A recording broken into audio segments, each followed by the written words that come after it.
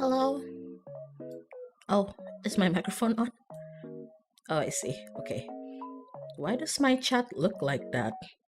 Oh, there it is. Hello. Hi. Welcome to the stream. Happy...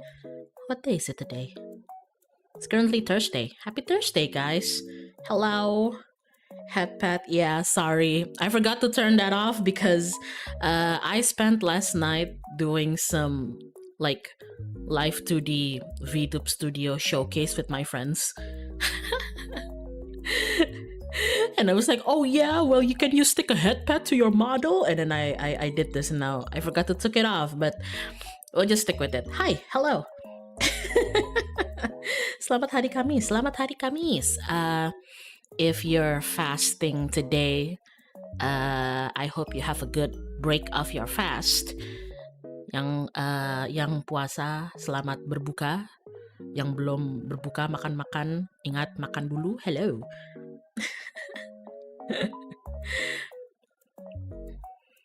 Hello, Kay. I just started my WayGKG arc today. Congratulations on your WayGKG arc.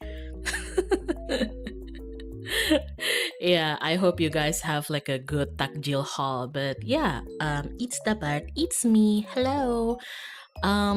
Today we're gonna be playing Scarlet Hollow. To tell you guys the truth, this game, I think it came out in like... First of all, sorry, I'm a bit distracted. First of all, let me put my Discord on streamer mode because my friends keep chatting and it's distracting me because they just love me so much. Sorry, I hope they're not watching, but yeah, hi. I think Scarlet Hollow came out in like 2021, if I remember correctly. Maybe I'm wrong. Do correct me if I'm wrong. I actually have had this in my Steam library for the longest time. I remember seeing it like a few years ago and I was just like, oh, what's this? It's on discount. So I bought it because I have a problem with hoarding games but not necessarily playing them. And I'm also on a Steam family with a bunch of my friends, and that's why if you look at my if we're friends on Steam and you look at my profile, you can see that my games are like 199, like 200s. I have a problem. I see things on discount and I'm just like, ooh, discount. Ooh la la. Am I actually gonna play them? No. This is also what happened to Outer Wilds. Not just Scarlet Hollow actually, because I remember Black Tabby Games is also the people behind Slay the Princess, if I'm not wrong, right? Same developer, same team. Yeah. I also bought Slay the Princess, but I've never played it yet. Maybe I should after this, you know. If it gives off the same vibe as Scarlet Hollow, then I should like it too. Same shit with Outer Wilds. Everybody keeps telling me like, you gotta play Outer Wilds, and I have to ask them like, what the hell is Outer Wilds even about? And they always say like, I can't tell you because it's a spoiler. What the hell? And then I buy it and I haven't played it, so I am a machine that turns discounted games into unplayed game. I know. I even have... Do you guys have like just a quick question before we start the game? Do you guys have like a... Let me like set up the game while we chit chat. Do you guys have like your own personal Discord server just for like taking notes or like sorting through backlog? Because I have that. I have a super like super like detailed and organized Discord server, and the resident is just me and my alt account, and I use it when I encounter something interesting on Twitter and I don't want to like crowd my Twitter bookmark, so I put it on my Discord server. Yeah, me too. I also like put like art references in it. I don't use Discord. I use my work Slack based. Yeah, I have like a channel, just like a voice chat folder, completely just for. Whoa, that's loud. Sorry, I just booted up the game. Just for backlogs of like games and animes and like books to read. And I remember putting Scarlet Hollow in it in like 2022 or 3 or something, so it's been a while. It's been like 3 years, holy shit. Me and friends have that for some sort of communal use. Ooh, if you're like on a Discord server with your friends and you have like those backlog channel, this is something that I did with my Discord like server with my friends, and I highly recommend it. If you a suggestion, a highly recommended suggestion, if you've like never done this before, but at a channel called Tolong Bantu Aku Guys. At a channel at like a voice chat, like a voice channel called Please Help Me Guys. And use it for like anytime any of you need help with like any fucking thing. Because like that's what I do. Tolong bantu aku guys. Okay, the music is a little bit loud. I'm going to set it to like 50% and I'll adjust it on the OBS again. That's smart, I know. Bantu aku guys. Usually the Bantu Aku Guys, the Help Me Guys channel is on the same folder as the Lowongan Kerja chat. In my server, the Help Me Guys VC or like text channel, the TC is on the same folder as the job opening text channel. And that's where I send my friends like, hey guys, look at this, a job opening. Okay, I got the game ready. I usually like to use my full screen for games, but I do remember that this is like a visual novel, so it's going to have I assume it's going to have like the characters like dialogue box on the bottom, and I don't want my model to get in the way of it, so we're gonna use like my gaming overlay for it, okay? You got a text channel for jobs? Yeah. I keep spamming my friends with it. Or they keep spamming me with it, I don't know.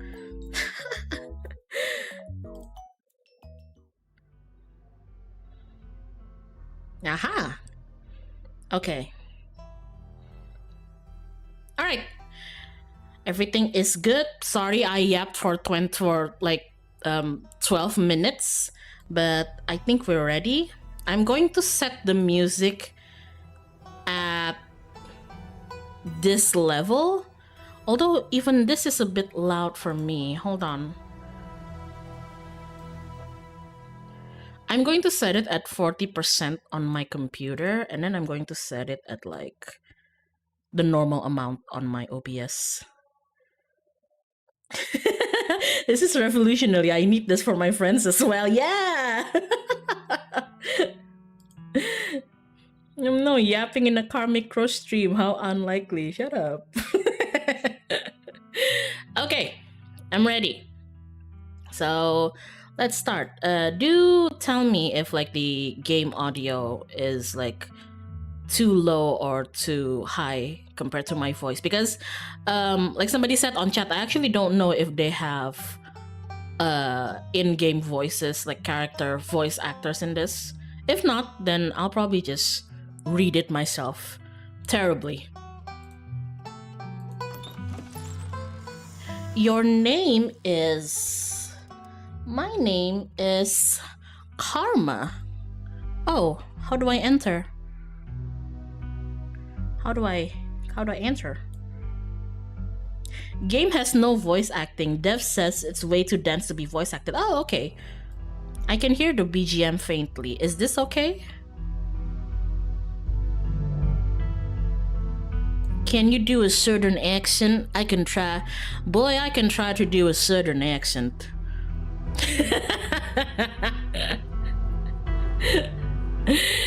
Okay, I guess we go with this. You live in the city of... Is this game asking to dox me? Bro, you asking me to dox myself, game? Wow. You guys didn't tell... Is this why you guys wanted me to play this game? Is this the reason why this is highly recommended to me? What are you trying to dox me for? You know what? Fuck it. We're gonna say Depok. Whatever, man. Whatever. We're gonna say Depok. Whatever, man.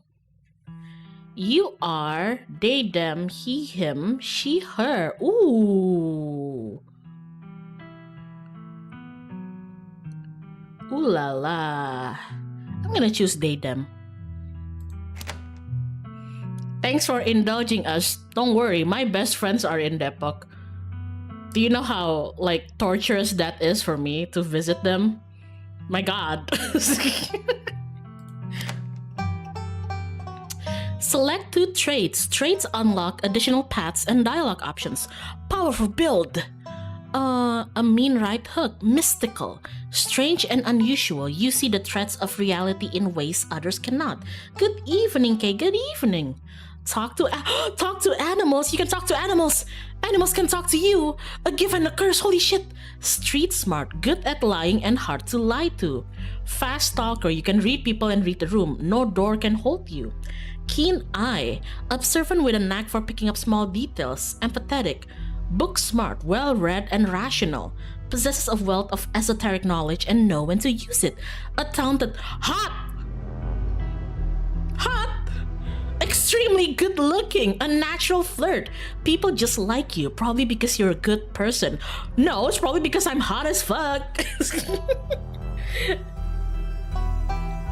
You know what? Like, probably on the, with the threat of tooting my own horn here, I think for my, you guys did tell me, especially on Twitter, that, you can do like multiple runs, like multiple paths and personalities with this game, which is really nice. But since this is my first, I think I'll just like be myself, you know.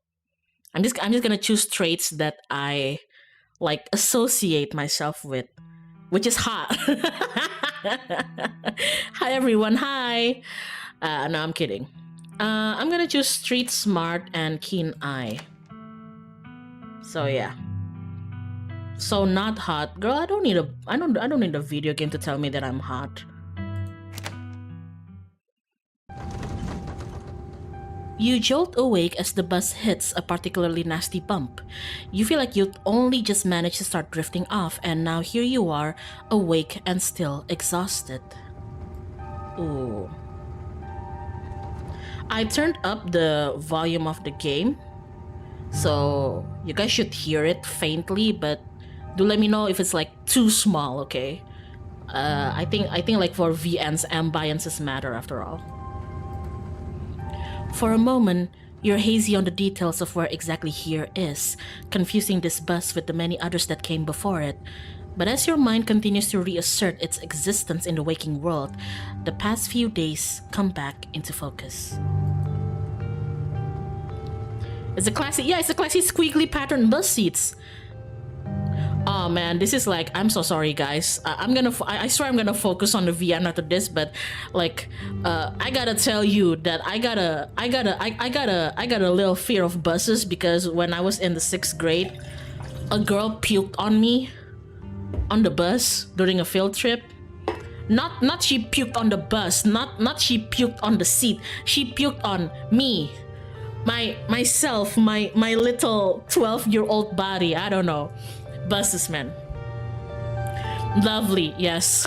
Anyway, the long lost cousin, the bad news, the 26 hours of bus rides with countless late night stops in seedy depots that would have felt unsafe even in the middle of the day.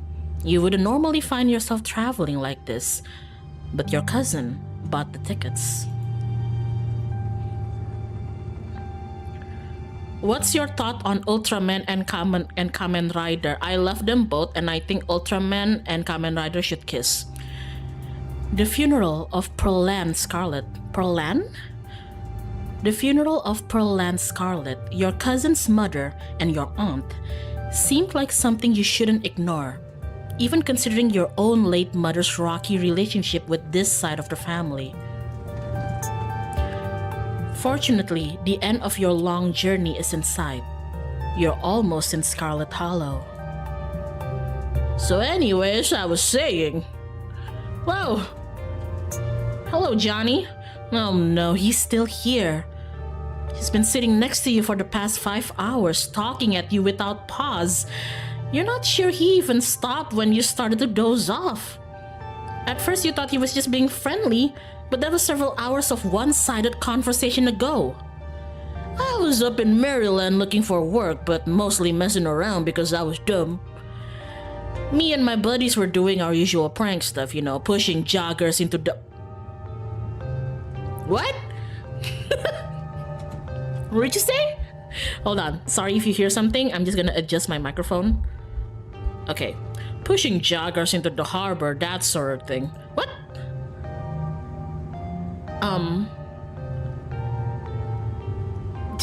It's just a... Why are you talking to me? Hell yeah, so chaos, my dude. You know what? I'm gonna feign an illness. Oh god, oh man. Johnny, you gotta back up. I'm about to hurl.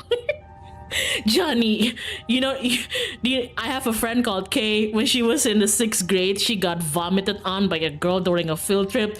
Johnny, you are about to be Kay right now if you don't shut the fuck up. 5 feet. You begin to cough and your eyes start to water on command. Pretending to be sick has always been one of the better ways to get people to leave you alone in strange places. Oh, are you sick? That's alright, I'm pretty sure I've already had whatever you've got. I'm sick all the time. Gotta keep my immune system on its toes, you know. Oh god. So this girl comes up to us, swinging her purse, yelling about how she was gonna call the cops or whatever. It was hilarious. She actually hit my friend and he said it hurt a lot, so I guess she really was mad and not just playing. But she kept swinging and soon enough she lost her balance and fell into the harbor all on her own. We didn't have to push her. We had a good laugh and fished her out, and her phone got soaked so she couldn't call the cops on us. We wound up hanging out all day. She kind of became my... She kind of became my girlfriend after that, and we've been on and off for about a year, so it's pretty serious. Wow! So about 5 months ago, she tried to break up with me, like for real, and jeez, you ever get so mad you just want to like kill somebody? Do I have my phone with me? Do I have my phone with me?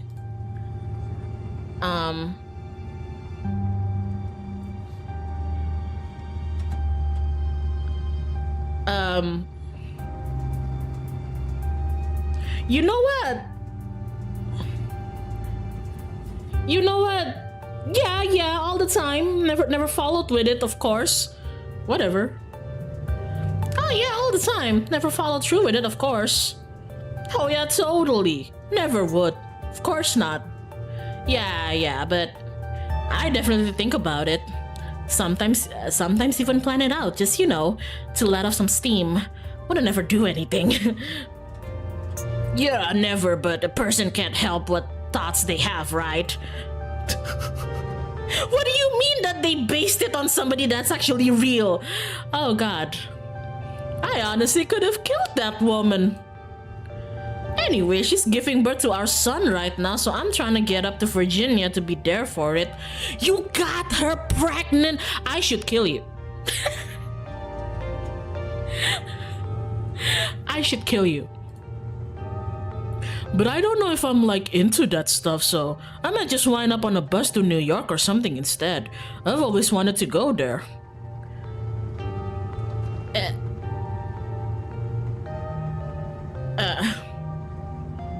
You know what? You were so worked up by the thought of losing her that you threatened to kill her, but now that she's giving birth to a child you created together, you're planning on running off? Even if you love her, think about what that love is strong enough that you'd be able to handle raising a kid together. Think about how your actions are going to impact his life and whether removing yourself would be better for him in the long... Are you opening your fucking phone? I'm gonna shoot you. Huh, yeah. Good stuff to think about. Anyways, where'd you say you were headed?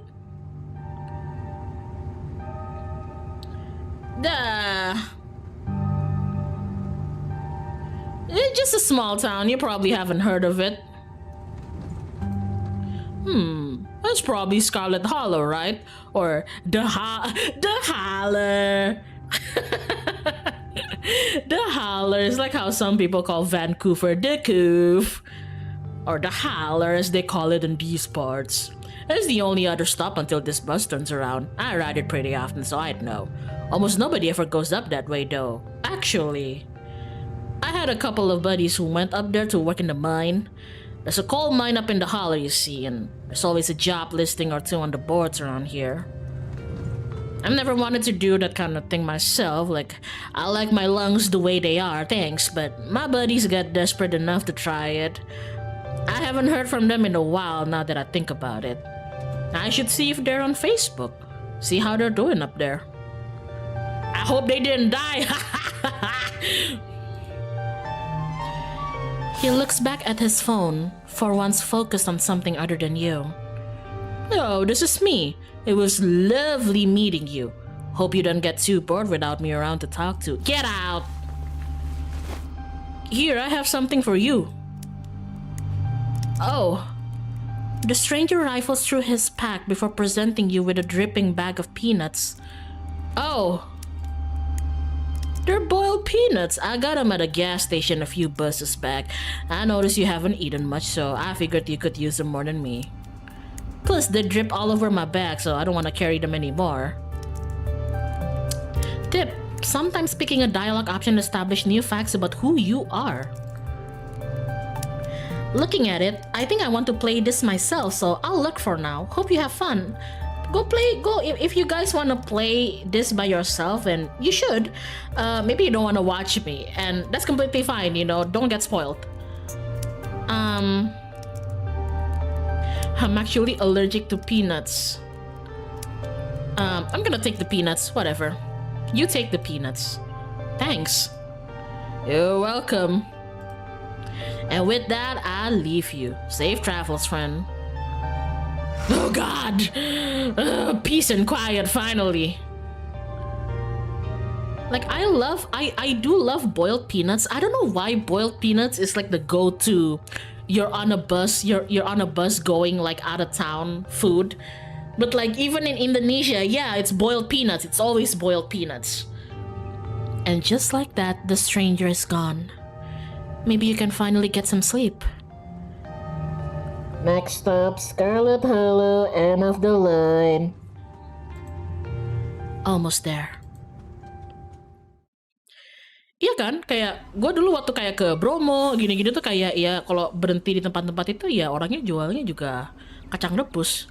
Whenever I go, like maybe like hiking to Bromo or something, and the bus stops at like a rest area or something, and there's like small vendors and everything. Yeah, they always sell boiled peanuts too.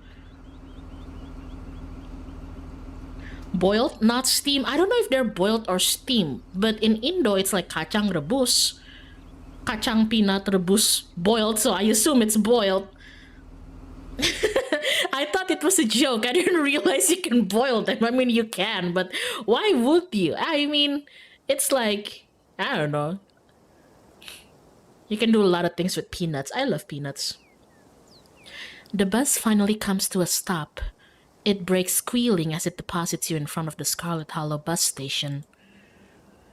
The sign at least reads bus station, but calling it that feels disingenuous. At best, it's a kiosk. Though for a small town like this, you're amazed there's so much as a road, let alone a bus that drives on it every week. The driver quickly shuts the door behind you and starts the engine, kicking up dust clouds as he pulls away, eager to leave you and this place behind. Whoa! Okay, what should I... Hey, Karma. You instantly recognize the worn young woman from the few public photos of her Facebook page. She's your cousin Tabitha, and she looks annoyed to be here. Me too! Tabitha, can I get a Tabitha? Girl, you won't believe this shit. Like, I just met the strangest... Girl, I just met the strangest fucking guy in the bus. How are you? So sorry for your loss. You're annoyed to be here. I'm annoyed to be here.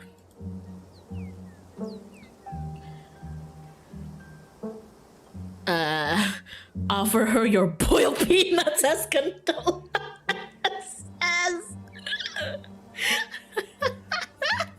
Yeah. Hi. Do you want some boiled peanuts?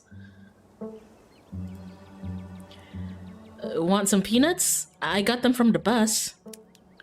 You hold out the dripping bag, offering it to your cousin. What?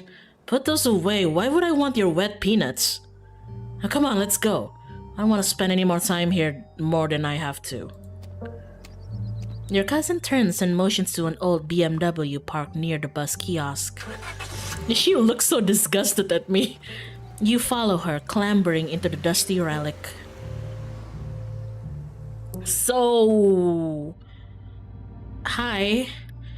It doesn't take much driving before the only sign of civilizations are the car you're in and the road you're on. Tabitha maintains an icy silence as she focuses on the road. Tip: dialogue options labeled Explore can usually be taken without advancing the story. They can impact relationships and unlock additional story paths, so choose carefully. Okay.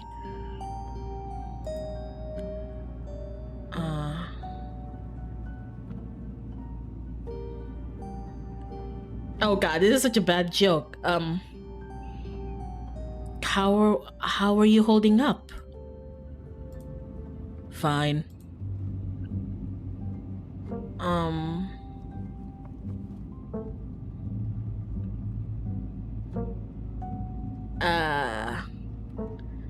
Okay. But if that ever but if that ever changes, I'm here for you, alright? Even after I go home. Sure. We've never met Tabitha before? I can't believe we've never actually met before this. You have your mom to thank for that. Or had, I guess.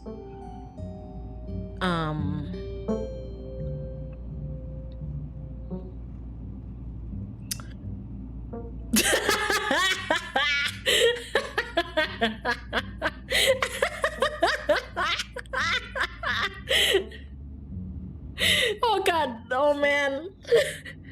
This is something that my neurodivergent ass would say in a fucking funeral, and I hate it. I gotta choose something that I say on a funeral. God damn it, I hate this. Yeah, that mom's club.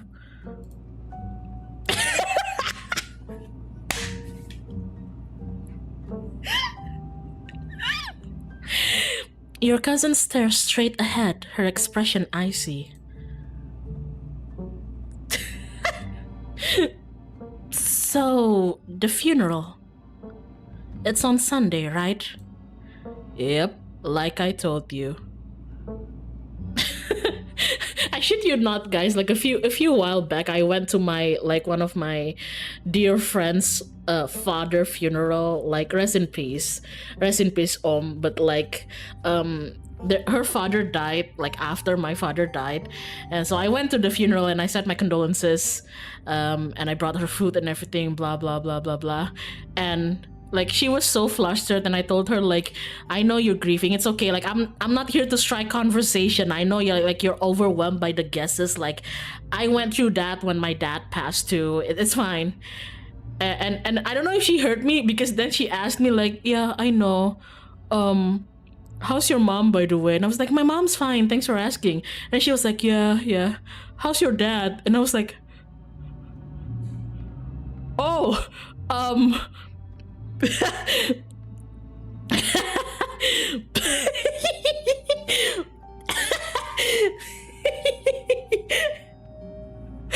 I was like,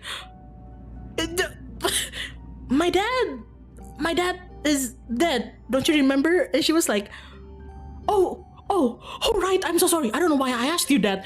And I was like, it's fine. I should probably go.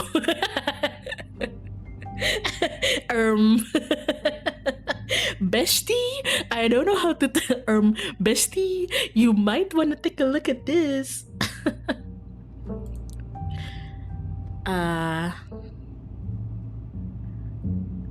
Okay, since I'm here, do you need any help with planning? I know this stuff isn't easy. It's actually been fine. Just needed the coffin and somebody to dig a hole. Okay. You decide to sit in silence with your cousin as the car eases up on the steep mountain road. I see, that was diabolical. What the hell? And here it is, the Scarlet Estate. Though it's seen better days, its crumbling elegance is not lost on you. Someone used to cramp apartments in gray cities. Why is it so close to the cliff's edge?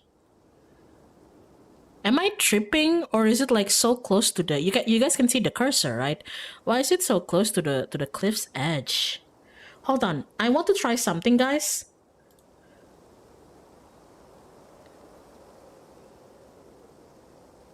Okay, yeah. I actually kind of prefer doing this on like full screen, but as I suspected, I think like my model might be in a way a bit, or I can just put myself here. I kind of like, I would like it if the VOD could be like full screen, but I think my model should be here so that it's not in the way. And then I think I can move you guys a bit over here, a bit to there. Yeah, this is good. Okay, this is nice. Okay, I think like less, like for visual novel streams, I think less visual clutter would be better, because the VN itself is gonna already have like visual clutter. Okay, but yeah, am I tripping, or like, is this like, wait, I feel like this is gonna be a plot point. Your mother told you about this place many times before she passed, always with an anger burning beneath her words. The faded majesty you once imagined doesn't quite compare with what's in front of you. As you stare at it perched on the crumbling cliffside, you can't help but feel like it's something that should have been left to rot a long, long time ago. Oh, yeah, Tabitha, you live here? Girl, you live like this? You're hit with a blast of dusty air as you step across the threshold and into the foyer. Everything in this room has been here for much longer than you've been alive, each object cemented in place with, with layers of dust and cobwebs. You can hear doors creak on their hinges and the aches and moans of ancient floorboards as the house itself sways in the wind. What do you mean the house itself sways in the... Tabitha, you live like this? Don't give me the balls. Welcome to our family's humble estate. Unfortunately, due to the current state of the house, only a few rooms will be safely accessible during your stay. I wouldn't go wandering anywhere else if you value your limbs. The floors have been known to give out. If you know what's good for you, you'll stick to your room, your bathroom, and the kitchen, and hallway, I guess. But only the hallways you need to use to get to those places. I'll show you around so you know where it's safe to walk. You can leave your bags here for the time being.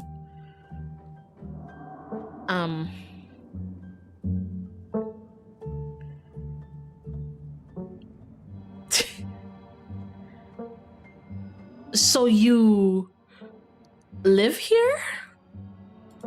Fucking face! Yeah, and I'm letting you stay here for free. So mind your manners, or did your mother not teach you about those? Let's just get the tour over with. Follow me. I was just asking a question. You put your bags down and follow Tabitha through a long, dusty hallway. She delicately steps over holes and tears in the floor, and you do your best to trace her steps. Oh no, don't give me the duh pose again, Tabitha. Kitchen. On Wednesdays, a woman from town comes in and does the cleaning. Her name is Janie.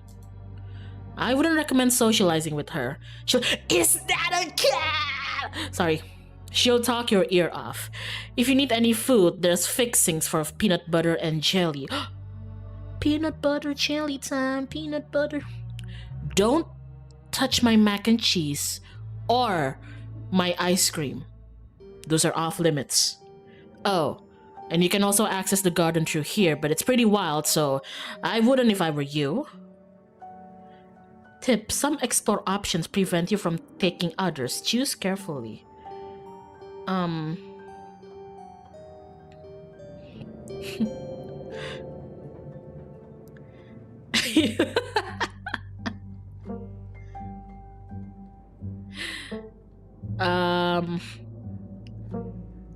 Actually, yeah, is there like a good question? Like, do you want like other food? Is there somewhere in town to buy food? I might want to eat something other than PB&J this week. Is there somewhere in town we can get groceries? Well, aren't you fancy? Yeah, there's a general store.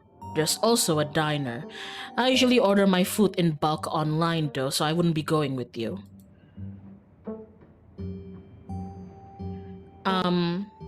Sweet, thanks. Cool, good talk.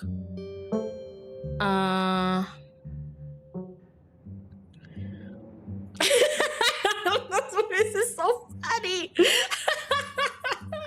I wouldn't say that though, so I'm gonna stick with something I'd realistically say. Like, first run, I'm just gonna be myself. Yeah, like you said, somebody actually cleans this place. Girl, what the fuck? Okay, alright, what's next? Bathroom, follow me. Great, it's been hours since I've gone. As the two of you leave the kitchen, you pass by a tuxedo cat sitting at the countertop. Oh! Is that your cat? What's his name? Fro. Fro? Do you guys say it as Fro or Fru? I haven't called her Fru. Fru. Do not try to pet her. If she wants to be pet, she'll let you know. Okay. I'm gonna leave the cat be. You decide to follow Tabitha's advice. Shall we move on? The bathroom awaits. You once again follow Tabitha through a long, dusty hallway. Maybe after a few nights it'll get easier to navigate these spaces, but for the time being, you feel lucky to have not fallen through the force. Guest bathroom? Not much to show. It's a bathroom. I'll wait outside. Do what you must if you must. Girl?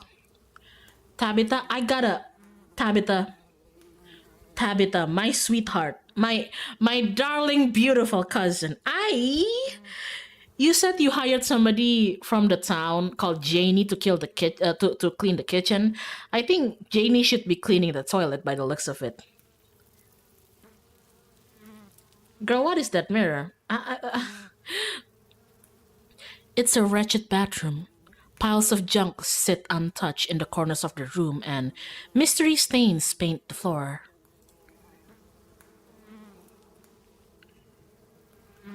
I don't think I want to lie to Tabitha though. Girl, you live like this? I'm gonna lift the toilet seat. Oh my. Okay. Bugs skitter from the bowl as you lift the seat. You know what? I'm just just gonna use the facilities. I'm not gonna pee myself. Whatever, I'm not picky. A toilet is a toilet. Sure, it could be cleaner, but your business needs doing, and this is as good a place as any. You do what you must and rejoin your cousin out in the hall. Yeah, did anybody even use the toilet? Not going to lie, I've done the duty in like duty. I've done the duty in like worse toilets than that. So next up, guest bedroom. A bedroom. Let's stop on the tour. Follow me. You and Tabitha briefly return to the foyer before climbing the stairs and reaching the guest room. This is where you'll be staying. The linens are fresh. I had Janie wash them last week. I had to endure a half-hour rant about her kid to get her to do it, so you'd better be grateful. The closet is full of old family stuff, so you can't hang your clothes up, but you can use the dresser. Should be empty.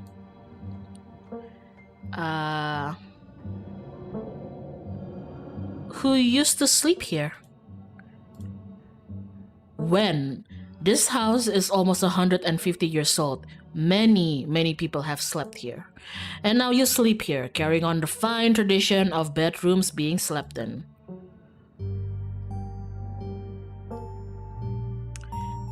Actually, yeah, this is like way nicer than what I'm used to. I can't say I'm surprised. Each and every piece of furniture in this room is genuine antique handed down through the family for generations. This is not an IKEA bedroom or whatever such nonsense you're used to in the city. Oh yeah, like what's with all the boxes? Old family stuff. Yeah, you want my help to move them? Do you need help moving them? Tabitha eyes you up and down for a moment. No. Okay, I guess I'll start to get settled. Follow me. I'll take you back to the foyer so you can collect your belongings. This concludes our tour. I'm afraid I must return to my duty, so you'll have to entertain yourself for the rest of the day. Don't expect to see much of me. Tip, some dialogue options will open additional conversation paths, some right away and others down the line. Holy shit!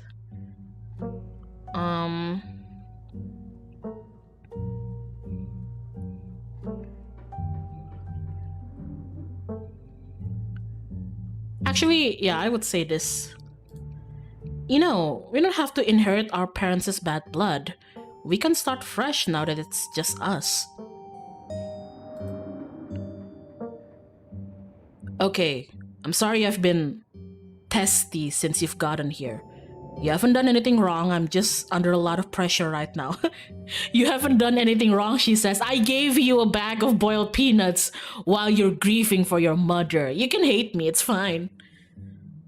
Please just stay out of my hair until later, okay? I have work to do. It's okay.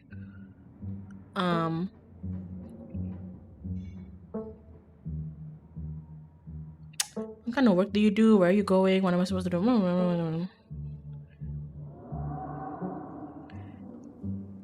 Yeah, like I won't keep you. Alright, I won't keep you, but we should hang out when you get back. We'll see. There's a lot that needs to get done this week. Bye! Your cousin leaves through the front door. And now it's just you. You and this sprawling, decrepit estate. You know what? A PB&J sounds great right now. You haven't had anything to eat all day. The only things louder than your stomach right now are the creaks and moans of this ancient place. A PB&J sounds exactly like what you need to take on the rest of the day. You head to the kitchen. Frou frou! You're back in the kitchen, ready to craft a beautiful peanut butter and jelly sandwich. It's a daunting task given the state of the place, but the aggressive growls of your stomach outweighs your fear of food poisoning. To get started, you'll probably need to find some peanut butter, some jelly, a bread, a plate, and a knife. Approach Frou Frou. The cat hisses as you draw near but remains firmly in place. This is clearly Frou Frou's spot on the counter. I'm gonna back away. I don't want her to scratch me. Let's open the fridge. As you open the fridge, your eyes catch a note taped to the door reading, Janie, stay out, in all caps. Below it, a separate handwriting are the words, okie dokie. Oh my... You're telling me that this girl, Tabitha, are you only living on tubs of, what is this, banana choco chunk, ice cream, milk, mayo, butter, and like cans and cans of like jelly? Girl, what is this diet? You open the fridge. You already feel a deep urge to wash your hands even though you have yet to touch anything other than the handle. Let me see the old takeout. Oh!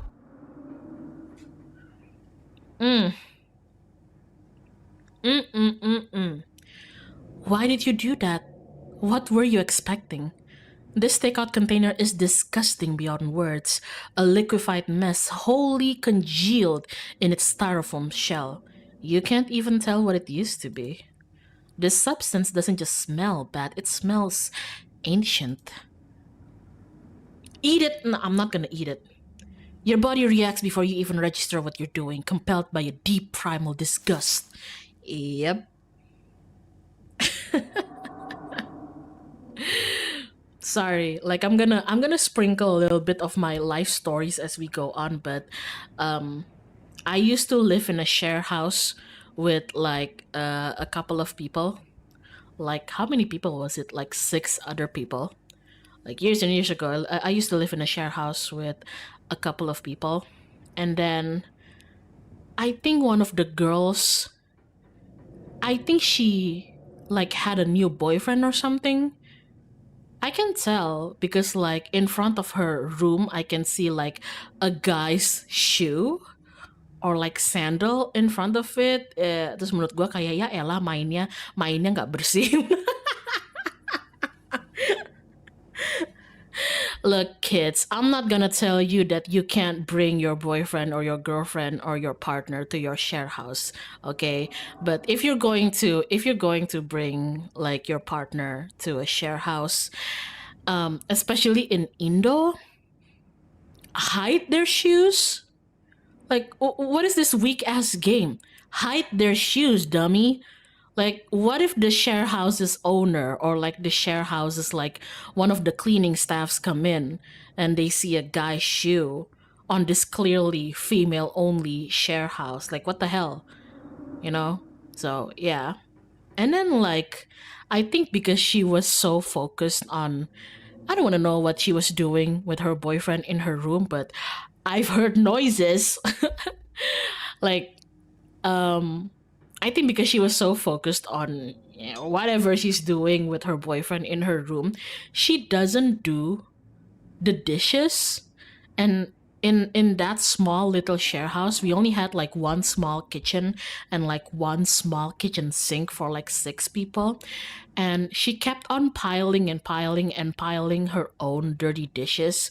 And one day I confronted her and told her like, girl, it's beyond me to tell you like to date or not date people, but like you gotta do your dishes, or at the very least, if you're too lazy to do your dishes now, just rinse the plates and bowls with water, or just like direndam aja gitu loh, just like let the plates and bowls like stew in a bit of water, you know, because the longer you stew it in water, just like fill it with water, it's actually going to help disintegrate some of like the dried up food clumps that has like stuck to the ceramic and everything. Hello, Kay. I just passing because I don't want to be spoiled of the game. I hope you have a good time. Thank you. I hope you have a good time when you play it yourself too. Anyway, the point of the story is that one day I accidentally touched one of her dirty dishes because I had to make space to do my own dishes, because again, it was a small sink and everything. Guys, my fingers accidentally touched a squishy but also dry patch of ketchup on her plate.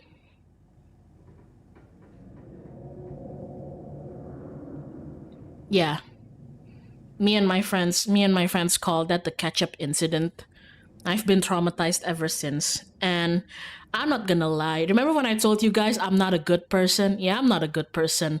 It felt so foul. I can't even describe to you the texture. It was like it was squishy enough, but it's also dried and it's not even like red anymore.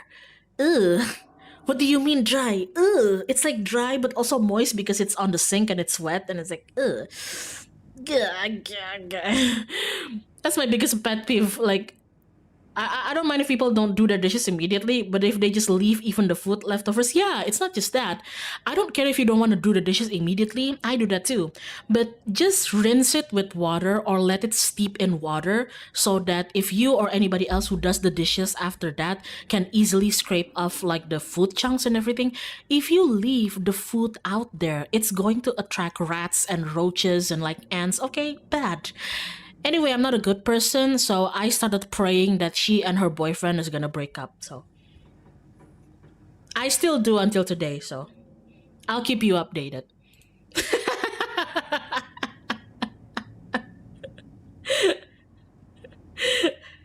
Traumatized so badly, I start praying for people to break up. Insane. Um I'm gonna take the jelly. Lucy's jelly. You reach for one of the unopened jars of grape jelly, carefully checking its expiration date. You breathe a sigh of relief when you realize it's recent. I hope it comes true, girl, same. This was either purchased specifically for you, or jelly is one of the few things in this kitchen Tabitha you actually uses. All you need now is a plate, a knife, bread, and some peanut butter. Better close this fridge and keep looking. Check the yeah, it's fine, check the mayonnaise. You know you probably shouldn't, but a part of you has to know how old that mayonnaise is. You pick up the jar, its label flaking in your hand. It expired 10 years ago. This jar of mayonnaise is old enough to graduate the 5th grade. No, we're not touching that. Best to put it back and forget you ever saw it. I'm not gonna grab her ice cream. She clearly loves ice cream. Maybe like ice cream is like her coping food, you know. I'm not gonna like grab it. Let's search the pantry. Brett, is that a dead mouse? Is that a dead mouse? Is that girl? There's a dead girl. There's a dead girl. Girl.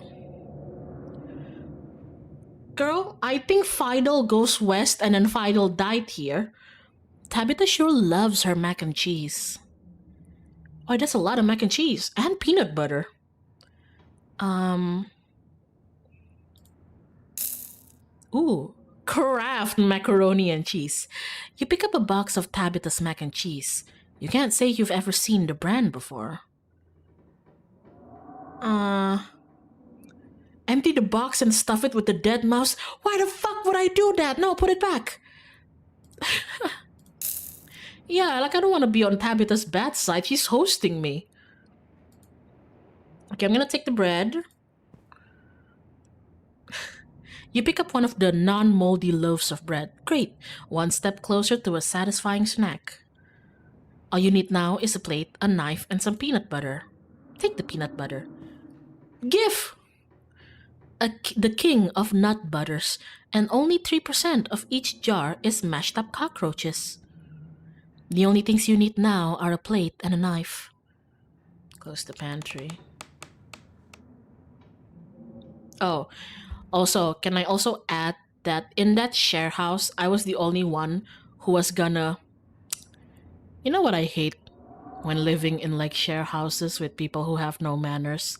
Like, nobody, like, we share a tub, a big tub, a bag of rice because everybody likes to eat rice. We're Indonesian, duh. And then whenever it runs out, nobody wants to buy it. So I'm the one who usually buys the rice. Whatever. And I was like, fine, I'll buy the rice and you guys can use it, but just be sensible with the rice, okay? It's my money after all. And they're like, okay, Kay, yay. And then this girl, this same girl, I was wondering like, why are we running out of rice so quickly? Like I feel like I just bought like 5 kilo, like a 5 kilo bag of rice for like 1 month or like even more, because like not everybody in this house cooks every day like I do. Like most of the people here like they basically Uber or like DoorDash food, you know. Um so I was like, why is it running out so quickly? And then one day I went downstairs to the kitchen because my room was like, it was like in the upper floors and everything. Went downstairs to the kitchen and I saw that somebody was like somebody had taken out the bowl of the rice cooker. You know, when you use rice cooker, there's like the bowl where the rice is cooked on. Somebody had taken out the bowl from the rice cooker and they were soaking it in water. And I was like, oh, how nice of somebody to already soak the bowl so I can just rinse it out, dry it, and like use it right away to cook it like a fresh batch. And then I realized that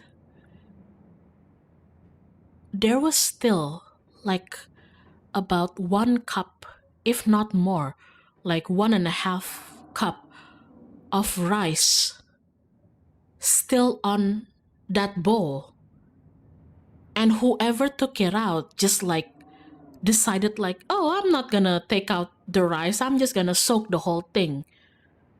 So yeah, that rice cooker bowl was like filled with water and just like an entire floating mess of rice that could have been like safe. Ya mubazir, mubazir, cowok, mubazir anjing. Sorry. This is why I don't use Indonesian in my stream. Sorry, guys. Anyway.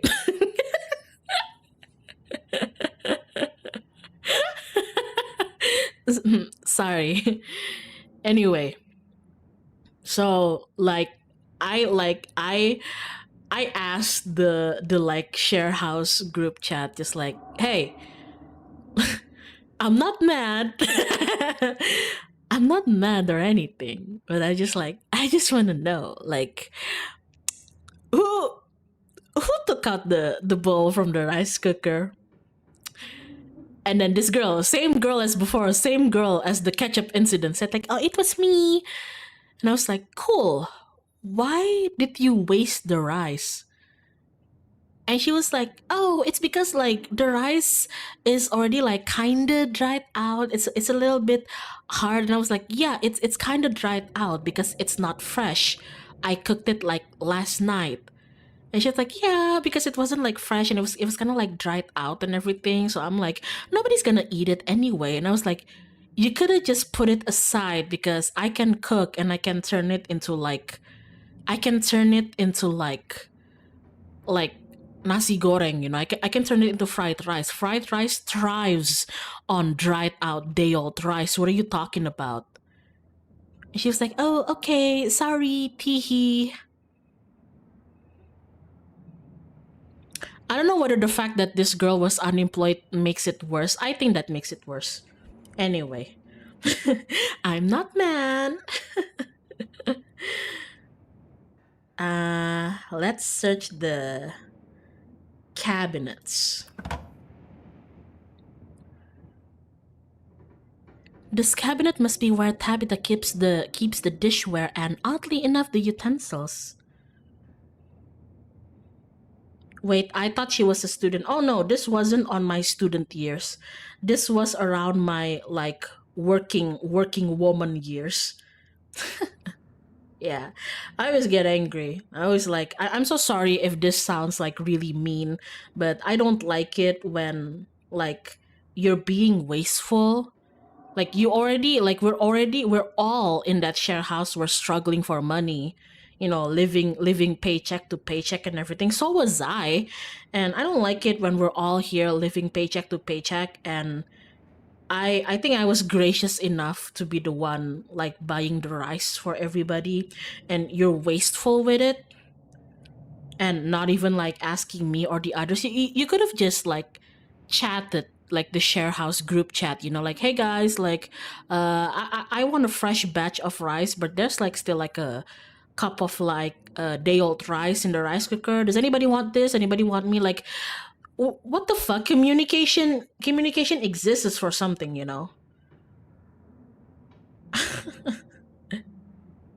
I don't know.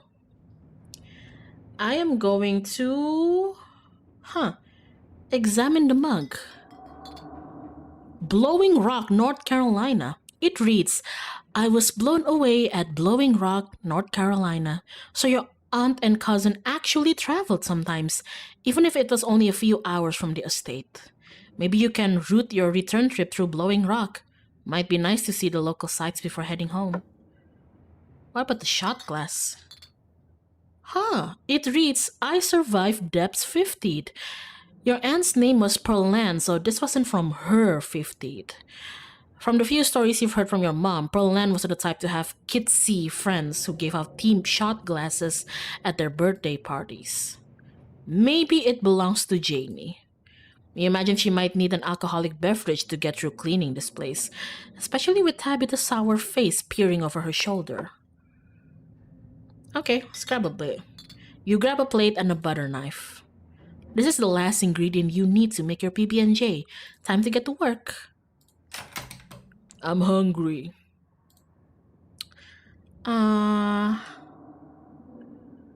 Make that PB&J. Despite the state of this horrendous kitchen, you have successfully combined your 3 ingredients to make a peanut butter and jelly sandwich. Congratulations, you can feed yourself. Wow! A job well done. All of that hassle, and it took you less than a minute to eat. A minute to eat. The rest of the day lies in front of you. Wow. Can I see the garden? Whoa. This garden was reclaimed by the wilderness long ago. Might not be very safe, but who's to stop you from venturing deeper? Ooh.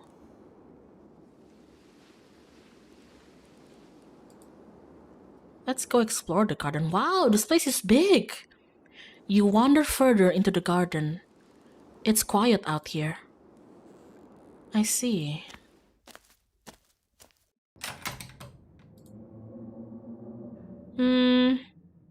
Fridge, pantry, cabinets. I think we've searched everything. We're done here. Congratulations, you've eaten and have a full day ahead of you. What do you want to do next?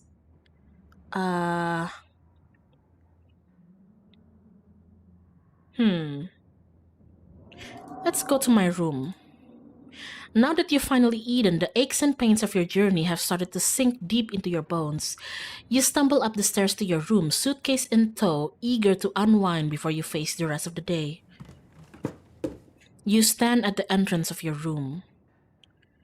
Let's check out the closet. Oh. Me no likey dolls. Me no likey. Dolls no for me.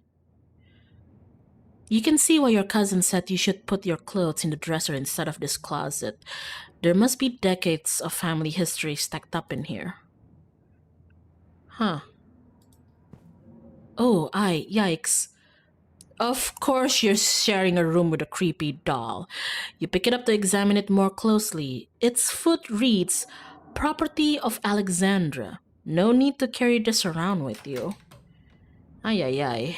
Gives me the heebie-jeebies. Look out the window? You can only imagine how beautiful the garden must have been in its heyday. If you owned this place, you'd totally get out there with a shovel and some gardening gloves and whip it into shape. You'd go out and pull weeds, chop trees, carve topiaries, and do whatever you needed to return it to its former glory. And once it was all done, you'd sit by the fountain, which of course would have a little goldfish in it, and drink a floral tea while enjoying the bird song. Yeah, you'd definitely do that. Just not right now. What about this painting? Oh, that's Tabitha, I think that's your ancestor. This must be an older relative of yours, judging by the dates on the inscription. You've never heard of her, but you'd barely heard anything about your aunt and cousin until a week ago, so that's not really a surprise. Maybe you could ask Tabitha about this Mary Bell Scarlet the next time you see her. That is, if she's actually in the mood for conversation. Oh, what the fuck? Okay. You drag your suitcase over to the dresser and open the bottom drawer. An opossum lurks within. It's quiet but angry. Do you want some boiled peanuts? You hold out your still dripping bag of boiled peanuts.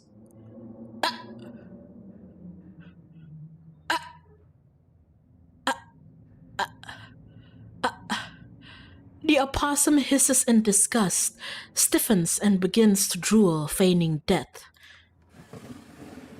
You close the drawer. You might as well leave it be. Kay, it's it's playing dead. That's what possums do, guys. Friend died. I didn't kill it. It's feigning dead. Damn. You open the top drawer next. It's empty. As good a place as you'll find to put your clothes. Okay, whatever. Based on the state of the house, you wonder if you've been better off keeping your clothes in your nice clean bag. But there's no going back now. I don't think I want to take a nap yet.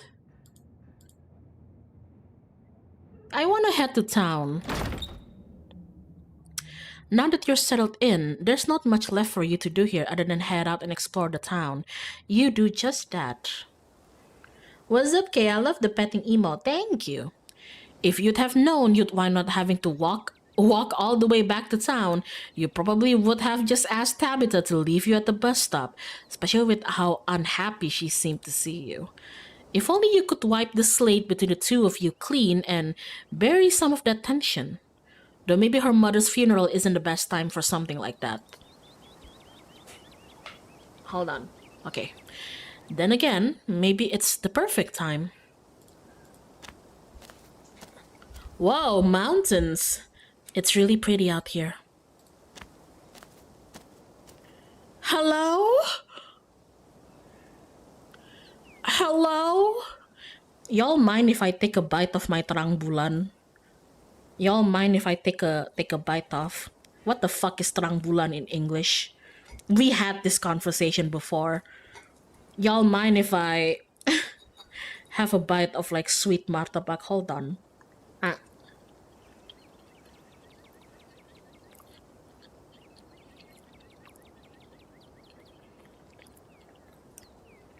What topping? Yeah, that's so tuny. You don't mind if I have a bite of moonlight? My favorite toppings are I bought 2 boxes for my family, and I have a slice of banana and cheese, and banana and cheese and chocolate and peanut. Yeah. Speaking of, I never realized that for some people out there, cheese is like an exclusively salty, savory thing, except for maybe like cream cheese and cheesecake. So if I told them like the idea of like having like chocolate and cheese is like it doesn't come to mind to them, I sometimes forget about that. I was talking with my like German acquaintance, and I was talking about like snacks and everything. And I told him like, yeah, like over here cheese is like it's used in like sweet items. So you got like chocolate and cheese, peanut and cheese, strawberry jam and cheese. And then his German ass was like, ugh, eh.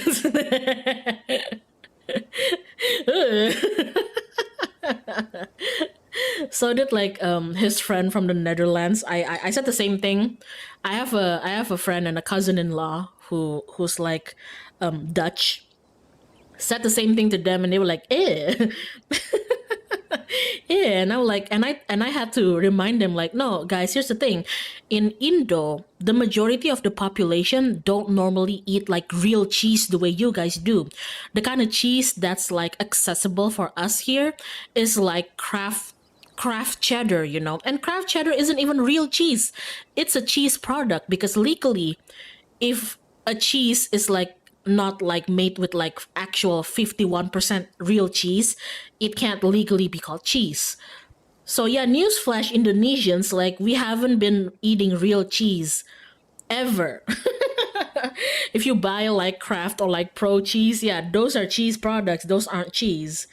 And when I explained it that way to them, they were like, "Oh," and I was like, "Yeah, that's why cheese over here, it's not like stinky cheese, you know. It's like a very mild, cheesy kind of block, and because it's mild, people use it both for savory and sweet items. So yeah." Yeah, but also like sweet and salty things are nice. Yeah, you're right. Like Sweden has like meatball and jam, and the jam is supposed to like the lingonberry jam is supposed to like cut down the richness and everything, right? So yeah, our milk is also milk product. That's true. I'm sorry, Indonesian. Our life is based wholly on lies. Anyway, back to the town. The holler, as that guy in the bus called it, has probably seen better days. Yeah, but that's Sweden. They have no taste. Oh my god, you guys! You can't be insulting the Swedes in my chat. What if you start actually do fight? I'd love to see that. It still has the feeling of an idyllic country town, but its sidewalks are cracked and many of the storefronts are boarded up, their windows dusty with age. A chill breeze sweeps down the lane and you shudder, suddenly feeling as if you're peering into a grave. Is that a dog? Is that a dog? Gretchen, come back. Quit bothering strangers. Oh, hello. Yo, why is the music kinda... Yo, why is the music kinda... Hello?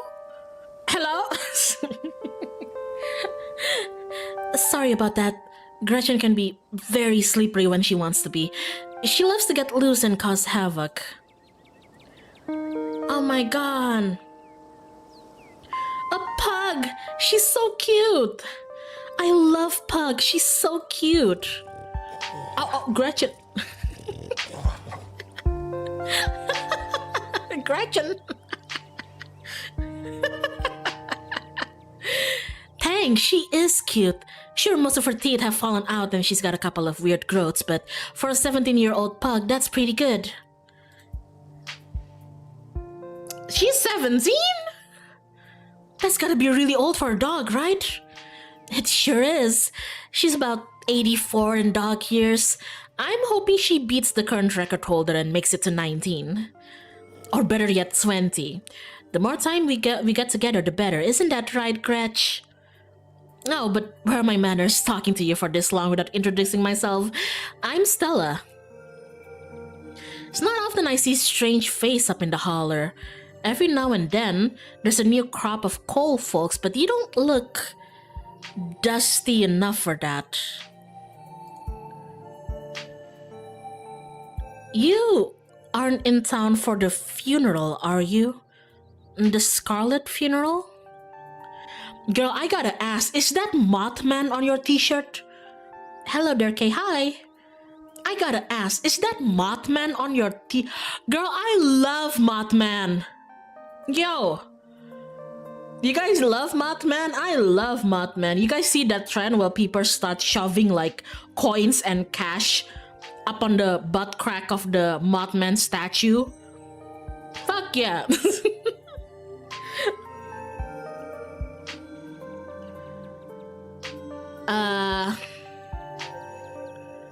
Honestly, yeah, I am for the funeral. Yeah, I just got into town today.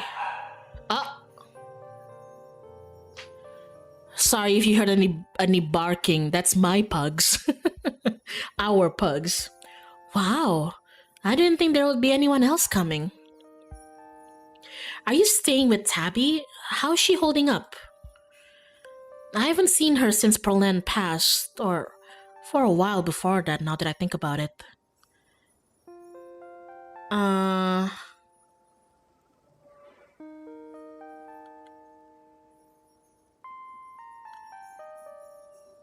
Yeah, even though we just met a couple of hours ago, I'd be lying if I said I wasn't worried about her. She's always been a little rough around the edges, but I figure she'd probably be having a rough go of things. She and her mom were really close. I think she's been up in that old mansion all by herself. It'll probably be good for her now that you're staying there, even if she doesn't think so herself. Oh, are you two friends? I was probably closer than most people have gotten to being able to call her a friend. The school here is really small, so everyone had to at least get along with everyone else. She was a grade ahead of me, but everyone knew her, especially since she's a Scarlet. We wound up bonding a bit when we were both in the school's production of A Midsummer's Night's Dream. I was Puck and she was Mustard Seed. As you might have expected, she was more than a little prickly, but I managed to soften her up a bit in the end. But then she graduated and that was that. Oh, if you just got to town, you must be starving. I was just on my way to the diner for a coffee and they've got amazing biscuits. My treat. Girl, are you winking at me?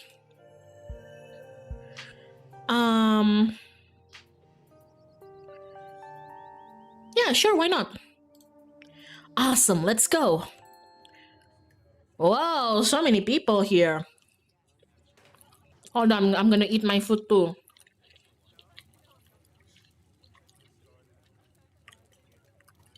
Bottomless coffee, $1? What year is this set in?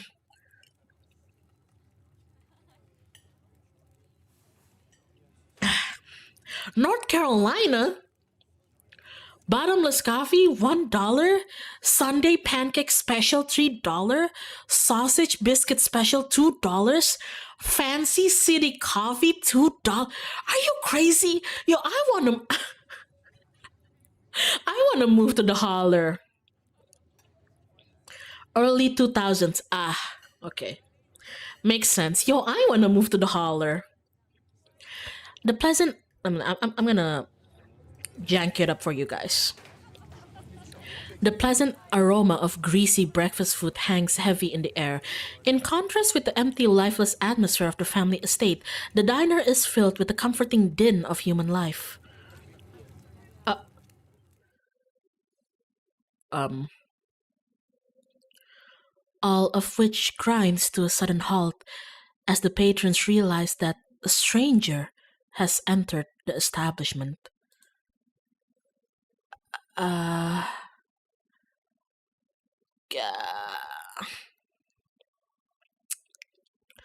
Hi. Hey everyone, I'm Karma. Just in town for the funeral. Before anyone can respond, you and Stella casually slide into a booth, pretending the whole town didn't just gawk at you like a shy sideshow attraction. Looks like your entrance was a little more dramatic than you were expecting, huh? Folks around here don't meet many strangers as is, and with who you're related to, well, let's just say you'll be the talk of the town for a while. As you settle into the booth, you can't help but pick up some of the murmurs of the conversation around you. Stella turns to Gretchen while you take a quick look around the diner. On the counter, two policemen.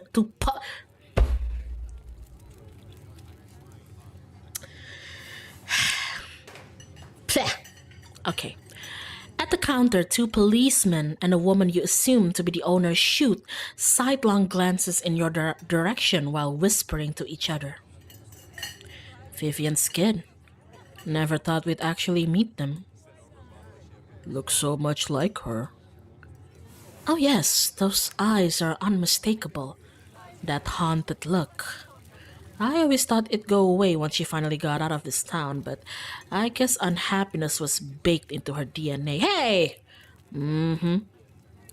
A young mother and her syrup stained child sit at the table across from you. Mommy, who's that? Don't stare, Tulip, that's Miss Tabitha's cousin. Oh, so that's why they look so sad. I would look sad too if I had to have Miss Tabitha as a cousin. Do you think Tabitha's cousin is mean too? I don't know. I'll find out next time I go visit Miss Tabitha. I'm gonna finish your pancakes? They're almost cold, sweet pea, and we gotta go get home to help Daddy. In the far back corner, a man sits alone at a small table, sipping coffee and reading a paper. I was gonna say, like, wow, I love being in the holler. Everybody here is so woke. They actually called me with they, them. Wow. Scarlet Hollow. Oh, that's so bad. I was gonna say like Scarlet Hollow. More like more like Scarlet Woker. That's so bad. I'm gonna shut up. Why are the strangers who wandered into town never gorgeous blonde ladies of an appropriate age? Why is it always cold boys, punks, and whippersnappers? You know, like I go into Scarlet Hollow, and the first guy I meet, that's why woke.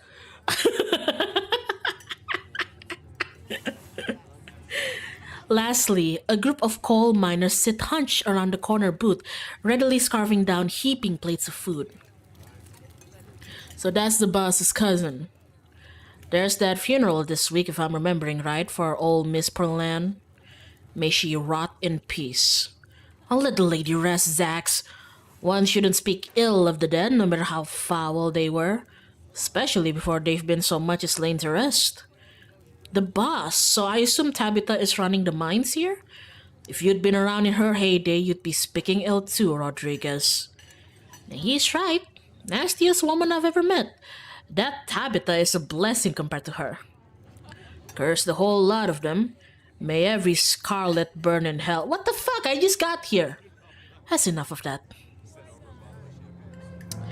Hey, Stella, I went ahead and fixed you up a coffee. They quietly place a cup of coffee in front of Stella. And here's some bacon for the little lady. Gretchen! Gretchen sniffs the bacon and digs in. Tip, you can hit the H button on your keyboard to hide the text box at any time. Look at her. Oh my god.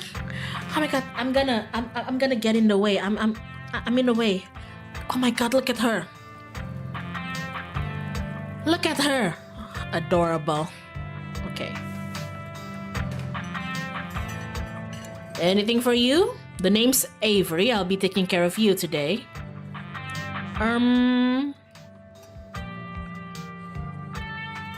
Offer them your point. Shut up.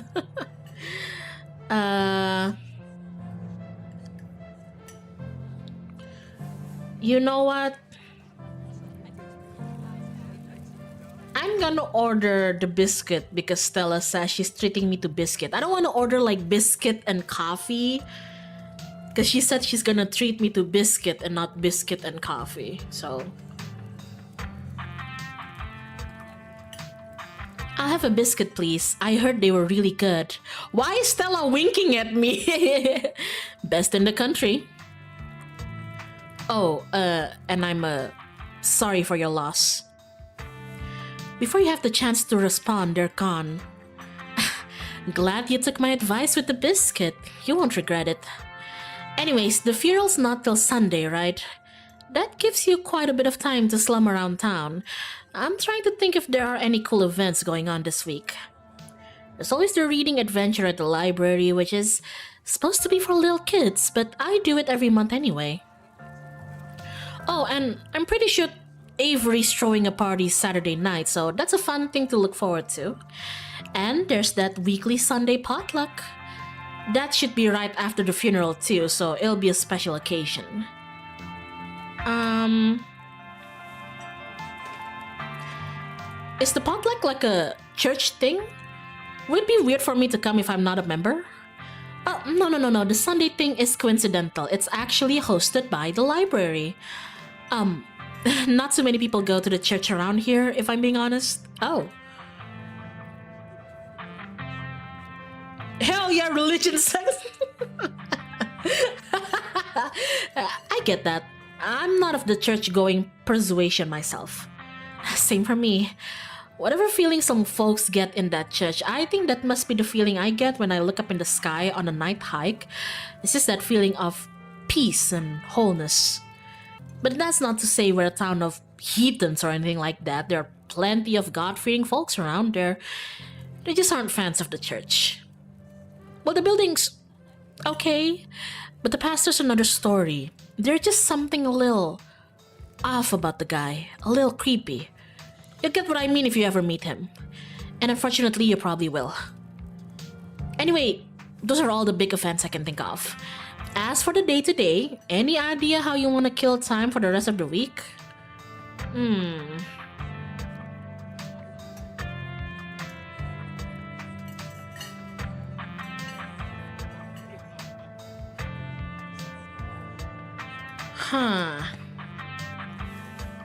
I kind of assumed I'd be spending my time trying to help Tabitha, but with how quickly she ran off today, I'm not sure that's enough for a full schedule.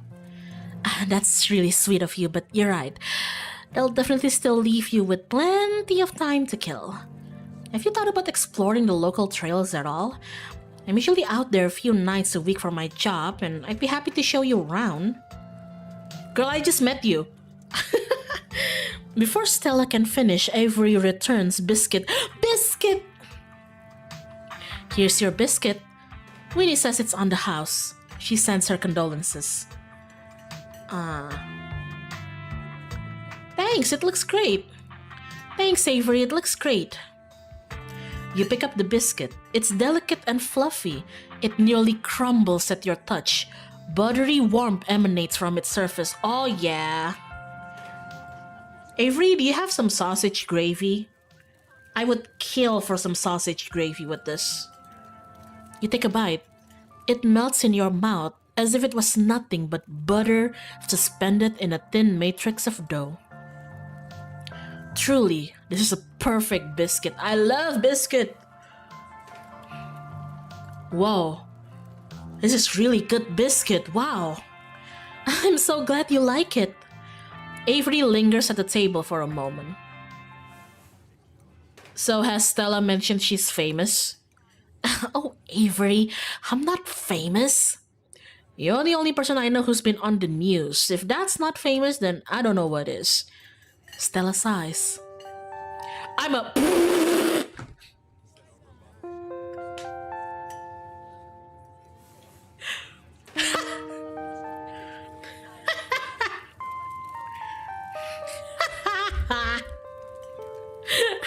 I gotta get some water for this. Why is that so funny? Why is that so funny to me? Oh man, nah. Oh man, I'm so sorry, Stella. Yeah, but in the 20s, that must have been a big thing, right? Nowadays, everyone and their mom is a YouTuber, but like back in the day, I'm a YouTuber. Oh. Oh, wow, that's rad. I've never met a YouTuber before. I'd love to check out your channel at some point. Ah, thanks. It's nothing much, but it pays the bills. It's mostly a passion project, you know. She's selling herself short, Karma. Her stuff is amazing. She hunts cryptid. Can I date you, Stella? Sorry, again, I love... That's why you have a Mothman teeth.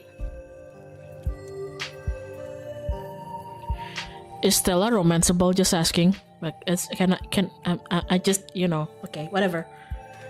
I think the best video to start with would be the river one. You know, the controversial one.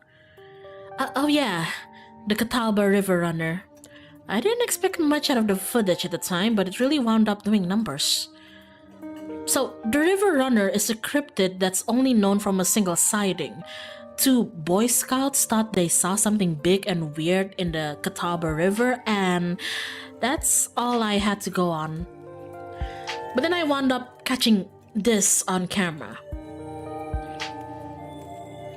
Stella pulls out her phone and shows you a clip of something in the river.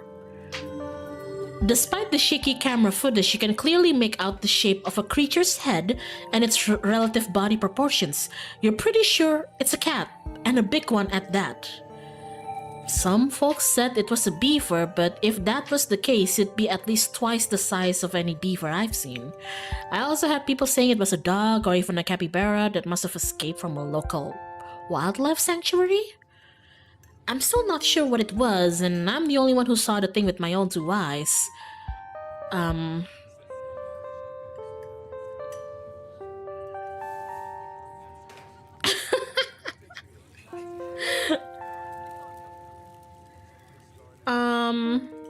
You know what? Whatever. That's an honest-to-God cryptid there. Hell yeah. No way that's a beaver or a dog, and there's no way a capybara would be swimming in a river in the mountains of North Carolina. Unless there's some North American colony of capybaras in Appalachia, but that would still count as a cryptid, wouldn't it? Yeah, until someone catches a capybara up here, that would still count as a cryptid by most standards. My comment section went nuts for this footage, and from there it spreads to Twitter pretty fast. Oh no. There were sorry, gonna adjust my mic. There were polls for days. I even had actual experts weighing in. It was all really cool experience. And it meant the video did some pretty great numbers.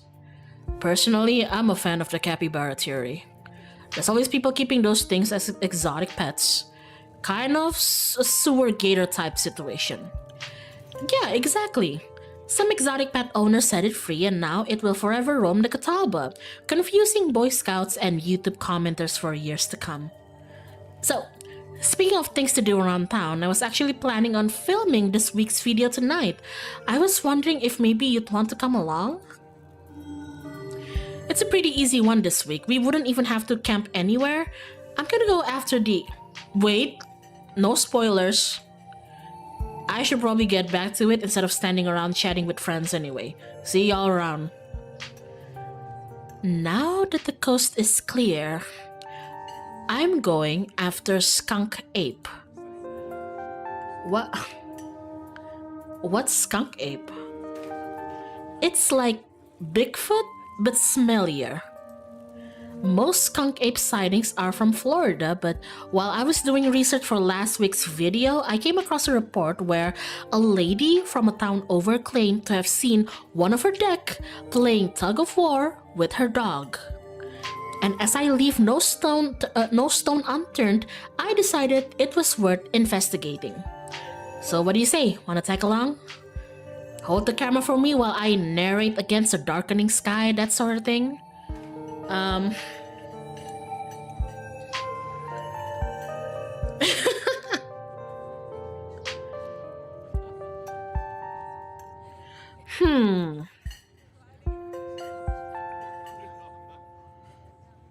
Did Tabitha tell us that we can't go into town and explore or something?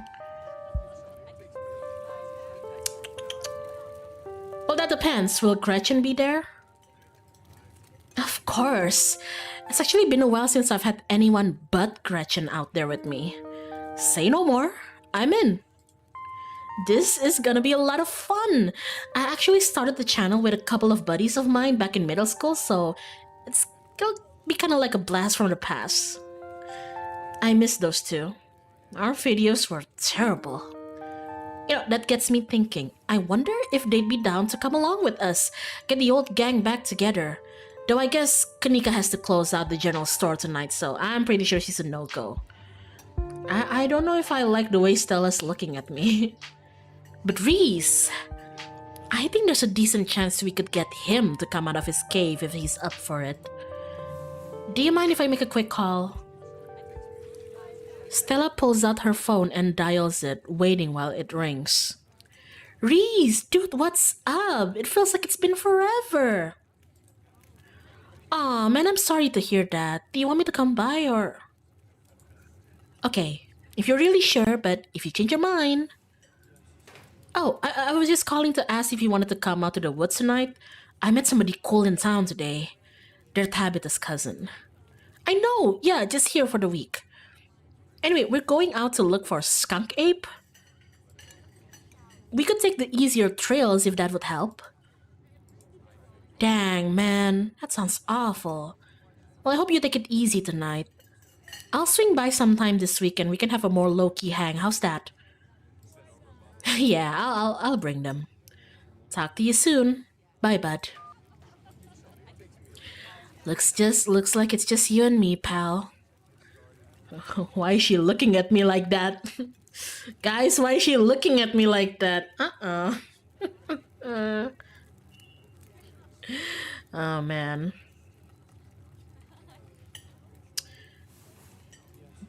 Did he ask you to bring me to his house? Why? He's excited to meet you, of course. I think you'll find most folks in town are.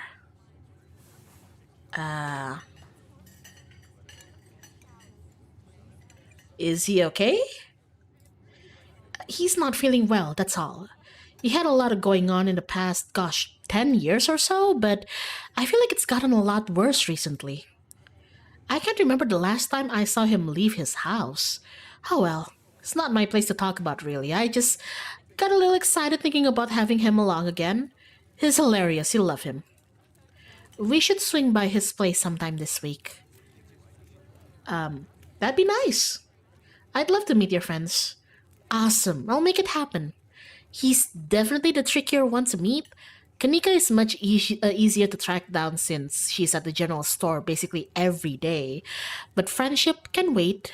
We've got a skunk ape to hunt.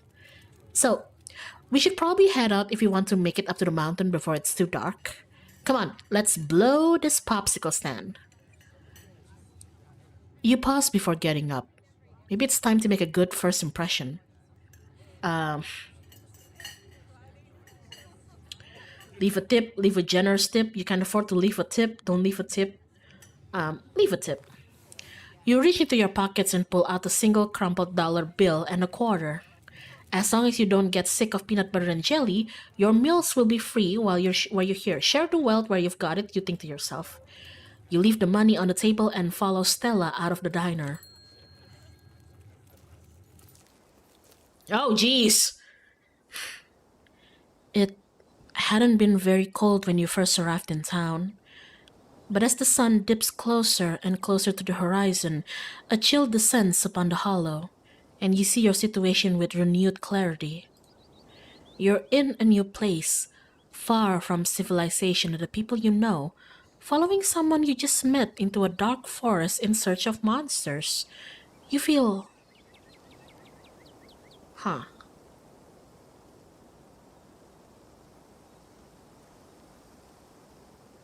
Unsettled, I feel. Your guts tangle into knots with each step as you ascend into the unknowable hills. Every snapping twig and rustling leaf makes your heart beat faster and your eyes go wider. Stella, by comparison, is jaunty. You wish you had her confidence, but you can't shake the feeling that something bad awaits you in the woods. Gotta love this brisk fall weather. This past summer was the hottest on record since last year at least. You know how it is these days. Each summer is the hottest yet until the next summer, which always finds a way to be so much worse. It's just nice to feel a chill in the air and see the leaves change, like normalcy is restored, if only for a moment. Sorry if that was a bit of a bummer. We should talk about something more fun, like skunk apes. Siya ba yung bilang graphic pagbunuhan?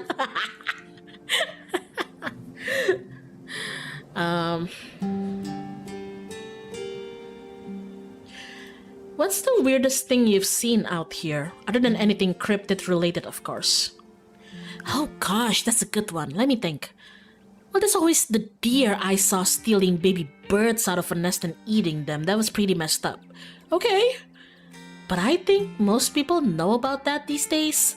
I've seen tons of videos of other deer doing it, so I'm not sure if it counts as weird anymore.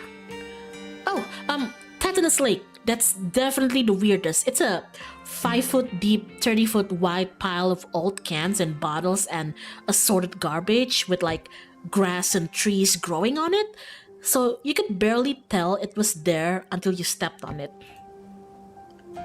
Kay playing Peak. Actually, I'm playing Scarlet Hollow. Hello. It was practically solid ground with how much it had been compressed, but you could still fall through if you weren't careful, hence the name. Better be up on your shots if you want to mess around in there. It's all stuff from the 90s too, which is super neat. I salvage a few bottles that I keep on my dresser as a little souvenir.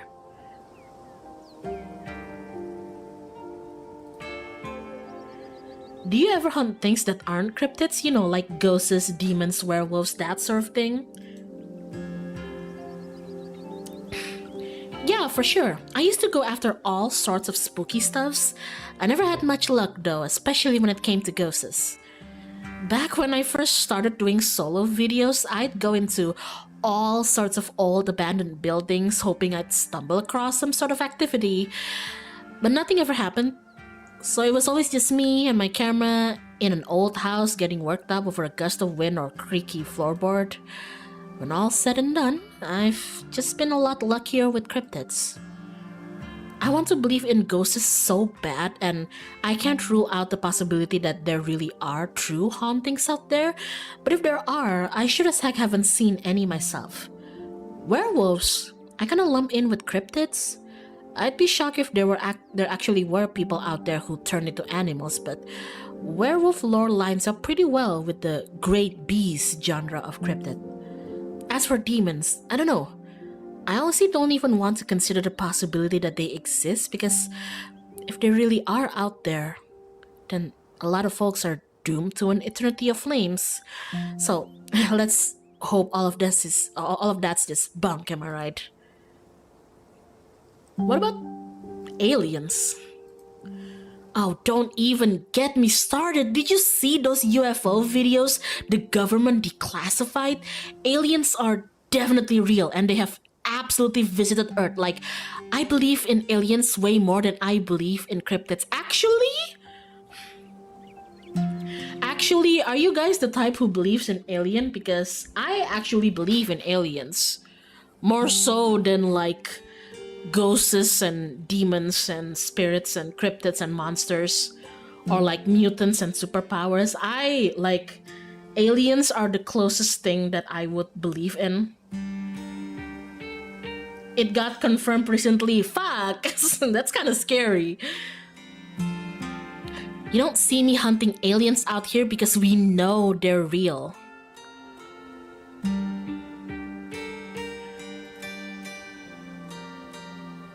Aliens are obviously real. Pokos minted? Thanks, Obama, literally. I don't really believe or not believe. I believe in the possibility of them, yeah. I think like same with me. I think like I'd be okay with believing in aliens because it seems more probable to me than like ghosts and spirits and demons and whatnot. I know somebody who knows somebody who heard of a story from this trucker in Fayetteville. His truck stopped in the middle of a road, just shut down completely, even though he had a full tank of gas. And suddenly it looked like daylight outside. He could see cows out in the fields, birds in the sky, then this metallic like egg thing appeared floating in front of his truck. He passed out, and when he woke up, he was missing one of his pinkies. It was like it had never even been there. It was just smooth skin where a pinky should be. I know it's a secondhand source, but there's plenty more like it, and if they are true, I'm convinced. Makes sense to me. For sure. And even if this one's hogwash, there's a lot of evidences out there. Has anything bad ever happened on one of these hikes? You know, just curious. Let me think. There was that time back in early high school when Reese fell down a cliff! But he was fine. We had some folks from town rig up a pulley to get him out from the ravine, and his leg only took a week or two to heal. All in all, not too bad. Though I guess there was also the time I was out here alone and kinda got stuck in the cave. I was getting great footage of what I thought was a family of wampus cats, but I wasn't able to wiggle my way back out. Turns out that the wampus cats were actually skunks who very much did not appreciate me blocking the entrance to their hidey hole. And instead of running for help, Gretchen just sat outside bored to tears. Lassie, she is not. Took about an hour to get loose, which was pretty intense, but a few tomato juice baths later, I was right as rain, so could have been a lot worse. Oh, there was that time I accidentally stumbled onto old Duke's property and nearly got my head shot off, but that happens to everybody sooner or later. I'd barely counted. So yeah, these hikes aren't all that dangerous, all things considered. Did you say you almost got shot? Are you sure it's safe here? The thing Stella tells you does sound a bit like shenanigans you get yourself into, Kay. Oh. So you're telling me she's me. Is a YouTuber, has a small little dog, gets into stupid shenanigan, almost gets killed multiple times. When you put it like that, I can see how you might be a little concerned. I really wouldn't worry about Duke though. He might be a little jumpy, but he means well. And if it makes you feel any better, I've been out on the trails with him before. I mean, the man sounds like a truck crashing through the woods when he walks. We'll hear him long before he sees us. And the wildlife isn't anything to be afraid of either. The worst I've seen up here is the occasional black bear. And even they scare easy. Sure, sometimes worrying can help you prepare for something, but we're as prepared as we can be. I even carry bear mace. And once you're as prepared as you can be, why give in to your anxiety when you can be having fun instead? Anyway, all this is to say, we're good, don't worry. Did you hear that? Oh, what the fuck? Oh, calm down, Gretchen, you old mud. Whew. Sorry for getting spooked, Duke. I thought you were some creature of darkness. Nah, girlie, just old Duke. Now what the hell are you looking for a way out here? A skunk ape? Sorry I ask. And who's this you suckered into coming with you? Wait a tick, you aren't... Is that... Yep. I see. Welcome to the Hollow. My condolences. I'll keep you in my prayers. Another stranger, another opportunity for a salty introduction. Offer Duke your boiled peanuts. Do you want a boiled peanut? You hold out the slippery bag in front of Duke. It's grown quite fragrant since you first put it in your rucksack, like the scent of old beard, but you're pretty sure that's what it's supposed to smell like. Boiled peanuts from your backpack? Nah, I'm all set, thank you. Now both of y'all head back on Tanya here. It's best you steer well clear of this area tonight. I'm out dealing with my own critter and won't be too appreciative if a couple of fools with a camera scare away the more sensitive wildlife. What are you hunting tonight? Something tall and hairy? Something musky? Oh, sorry, that's her line. Something musky. You see anything like that recently? Wouldn't you like to know? You never could stay in your business, Stella Richmond. Put that damn camera down. Ah, come on, Duke. Maybe I could help out. I'm pretty good at tracking. You know I learned from the best. That you did. But I have yet to see a shred of proof that you listened to any of it. The way you tromp around the woods at night yelling about chunkabungus or what have you. Something's been getting at my chickens. I've lost 3 this week and can't afford to lose many more than that. Huh.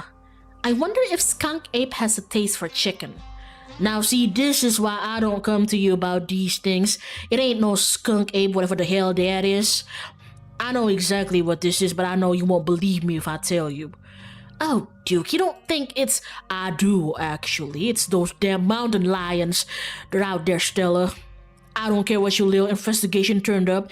You haven't been out in this woods as long as I have. Those sons of bitches are sneaky. Of course you wouldn't find in any night of tracking. And I know for a fact that's what been getting at my chickens. It couldn't be anything else. I'm telling you, man, mountain lions are extinct in these parts. There hasn't been an actual sighting since the 1990s. And even those were iffy. I can't believe you go out there on your YouTube saying some river monster spotted by some couple school-age Boy Scout has been 100% confirmed, yet Appalachian cougars or some kind of far-fetched fantasy made up by geezers like me. You made me look like a fool. I read those comments people were posting on your video. I'm sorry, Duke, I didn't mean to sick anybody on you, I just don't think it's plausible. You'll eat those words when I come carrying a mountain lion corpse out these woods at dawn. And if you two don't want a face full of buckshot, I suggest you run home and stay out of the woods tonight.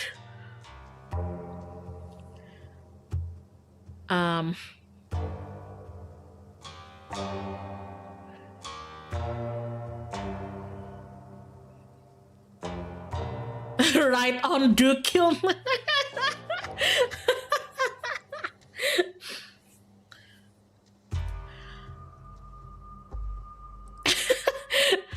Hell yeah, right on, Duke. You gotta protect your property. An eye for an eye, a life for a life. I say we let him have his night on the woods, Stella. See, they get it. Now go on home. But I've gotta film tonight. The video needs to be out by tomorrow evening so I can keep on schedule. If I miss an update, I might lose my new sponsor, and who knows what will that mean for my career. You ain't the only one on schedule. As you well know, my boy Bo and me are headed down to the state fair to show off Big Betty. We'll be gone near a whole week, so our chicken coop might as well have a big all-you-can-eat sign on it. You know how I feel about my chickens.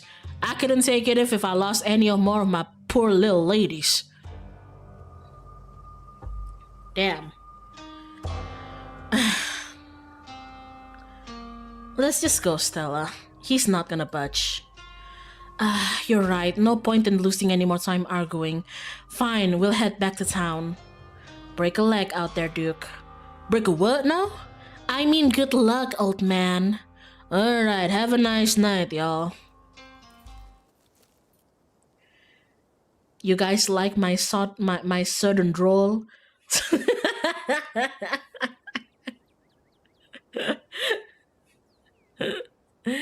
You guys like my southern drawl? That's what my dad sounds like. Oh man. Ni howdy. Ni howdy, y'all. As you and Stella return to the trail, she carefully looks back the way you came. Okay, the coast is clear. There's no way we're letting Duke edge us out that easy. Come on, I know a trail that'll let us get around him. Your dad have a southern accent? Boy, he spent 10 years up on Houston. Nah.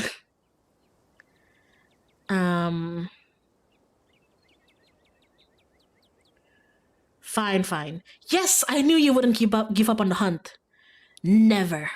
And you don't have to worry about the old Duke. He never actually shot anyone. The trail's just up this way. Let's go. Alright, this looks like a good shot. Mind holding the camera? She hands you the camera and takes position. As night falls, my new assistant, the mysterious Karma, and I find ourselves on a high hill in the Blue Ridge Mountains, where we'll begin our hunt for the elusive yet pungent skunk ape. Though mostly encountered in Florida, this possible relative of Bigfoot has been spotted all along the southeastern edge of the United States, including right in this very county. Here's hoping we get a glimpse tonight. We'll check back once we're on the trail. Until then, stay searching, Stella's. Oh my god! She got a fan name and everything. I don't even have a fan name for you guys. I call you guys chat. Stella, do you have an Oshi mark or something? Like a fan art tag? She even has guys. She has a fan name and everything. I don't even have a fan name. I just call you guys chat. I can take that camera off your hands for now. We'll be able to start the tracking scenes once the sun sets all the way. West Virginia, Blue Ridge Mountain, country. In the meantime, we get to take in all of this gorgeous scenery.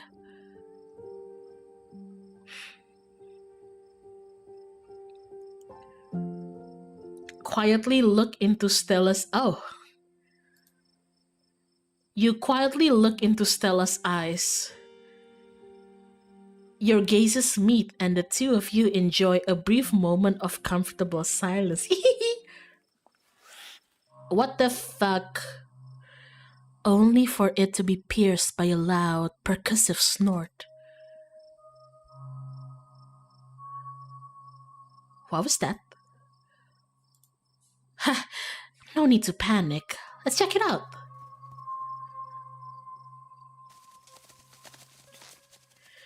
As you and Stella hear the footfalls of animals retreating into the woods, she reaches for her flashlight. Oh! What are you eating? Are those baby birds inside of your... A single deer remains behind, staring down the beam of light while Gretchen whines and pulls at her harness. And then it's gone. Jeez, Gretchen, calm down. You're gonna hurt yourself. She cannot handle deer. When she gets like this, I usually have to pick her up and hold her. She has a bad habit of slipping her harness when she wants to go after something. You're too much of a potato, and they don't make harnesses to fit potatoes, do they?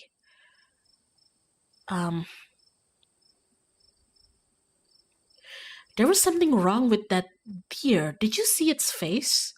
Yeah, it looked kind of messed up, didn't it? Why do you bring Gretchen out here with you? She doesn't seem like the safest choice for a hiking companion.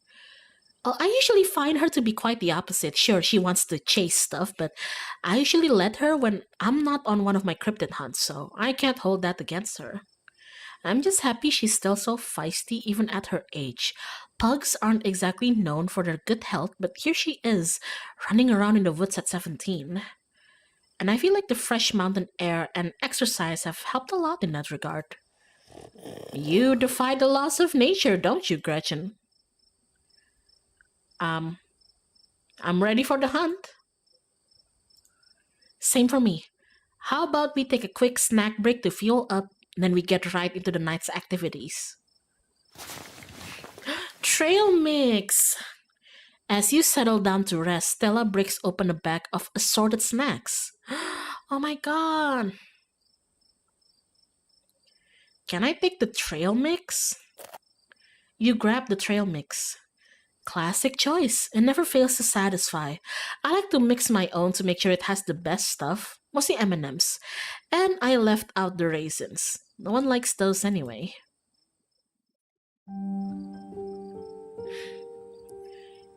You and... What is this? Are you guys seeing my cursor? Are you guys seeing my cursor? What is this? Don't worry about it. I'm gonna worry about it. The hell do you mean don't worry about it? What is this? You think I don't see that? What is that? Those are a pair of eyes. Sorry, it's me. Oh, okay. Yay! I don't know what you're talking about. Those... You and Stella settle down over on an overlook, snacks in hand, as the quiet sounds of evening wildlife wash over you. Gretchen gnaws a stick, distracted for the time being.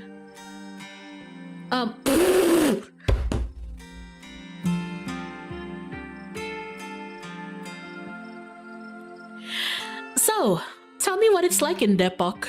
Do you have a house? An apartment? Do you live with family, roommates, pets? Jeez.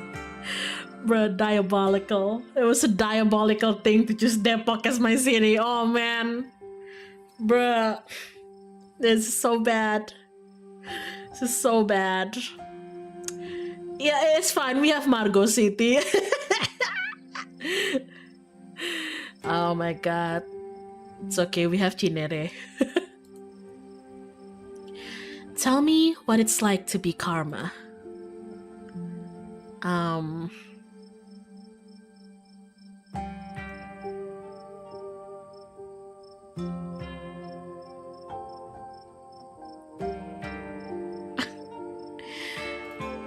I live in a closet in a house with 10 roommates.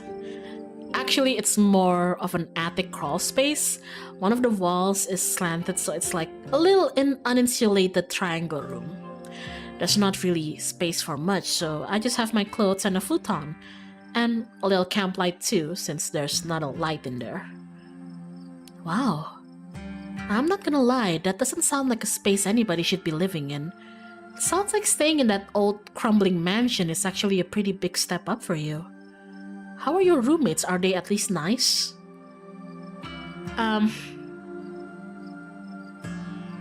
They're loud. They're not bad people, but they're kind of loud. Why is Gretchen looking over there?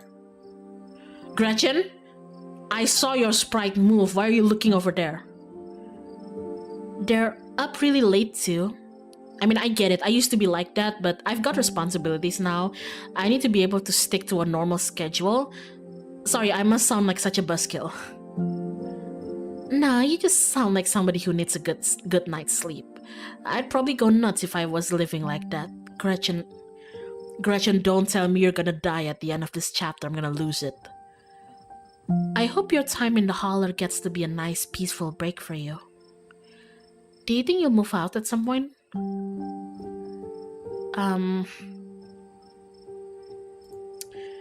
Oh, I hear you. I've been saving up for something better. Oh yeah? Good for you. So, okay, she's back at it. So, what do you do for a living? I'm a YouTuber. I'm a...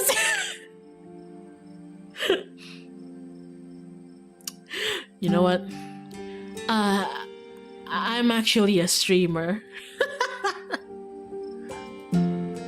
Oh, no way, a fellow content creator. I guess we've got a lot in common, Karma. What are the odds? What sort of streams do you do? I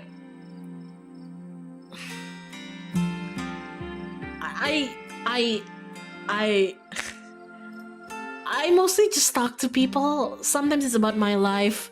Sometimes I spend a few hours giving folks advice. That sounds really chill, Karma. I'll have to check it out sometime this week. How do you like it?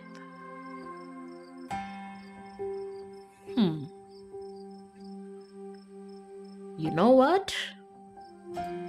I wouldn't trade it for the world. Most people I meet tend to raise their eyebrows when I tell them what I do, but I love it. Might not be much, but it makes me feel like I'm taking control of my own destiny. Believe me, I can relate. I don't think I'd give up what I do for anything. A crisp breeze passes over you. You can't shake the feeling that you're being watched. You scan the tree line and something catches your attention. For the shortest moment in time, your eyes meet with the eyes of someone or something else. What? It's missing! It's gone! And then they're gone.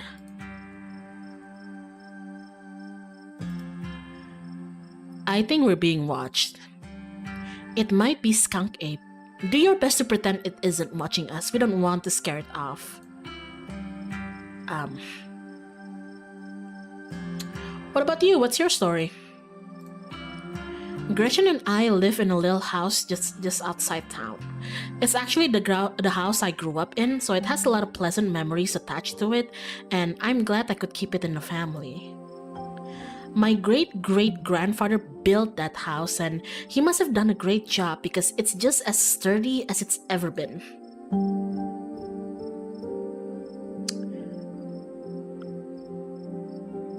Sorry about your parents, Stella.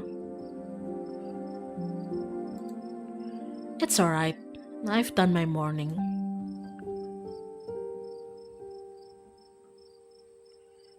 What were they like? Did you get along? They were amazing. Two of the nicest people you'd ever meet. Interesting too. My dad was a bit of a regional legend among hunters and trappers. He was always out in the woods on the trail of something, and we certainly had some interesting dinners because of him. We had to learn how to fend for himself since his family didn't have much growing up. He always made sure I had food and that I knew how to get it if I ever found myself too far from a grocery store. I could make us a pretty good salad with just what's in this clearing if I had to, though it wouldn't exactly taste great. My mom was the local vet, the lady all the farms in the county knew. County! The lady all the farms in the county knew to call if their animals were in need of something. Even the smallest mouse would get the proper care in her hands.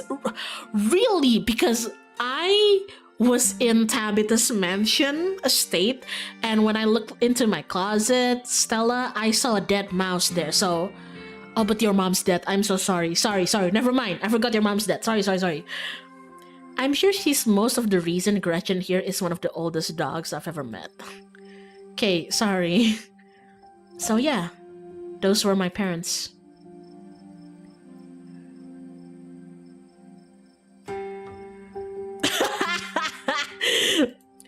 I guess we're both members of the Dead Moms Club, huh? Huh, I guess we are. How are you holding up? I'm okay, hanging in there. It was a long time coming, so it wasn't a surprise. I'd kind of come to terms with it by the time it actually happened. And it's not all bad. I mean, she doesn't have to be in pain anymore, and that's a relief. The hospital bills are another story, though. I can't even imagine how bad that must be. It's just salt in the wound at that point. Oh? It's showtime. Whoa.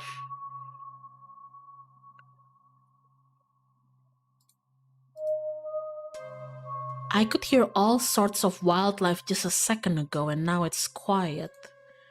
You're right. And whatever made that sound is close. Here, watch Gretchen for a moment while I check this out. You and Stella inch towards the tree line as she shines her flashlight into the woods. As you approach, a series of weak clucks call out from a nearby. No, that's Duke's chickens! Maybe Duke's birds weren't eaten after all. What the?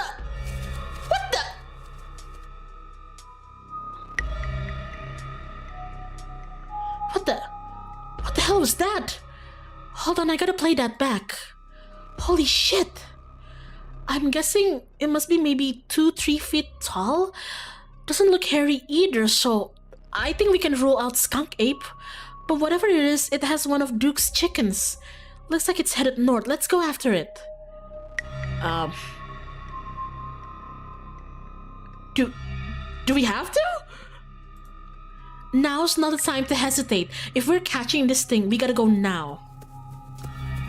Stella sprints into the woods in pursuit, leaving you no choice but to run after her, Gretchen excitedly pulling you along by her leash. Oh! Stella! Whoa, shit! Ow! Are you okay? Yeah, I'm alright. I just tripped on something weird. Oh no. Oh, that poor thing. Must have been one of Duke's. Oh, Jesus, it's still alive. I guess we have to roll the camera.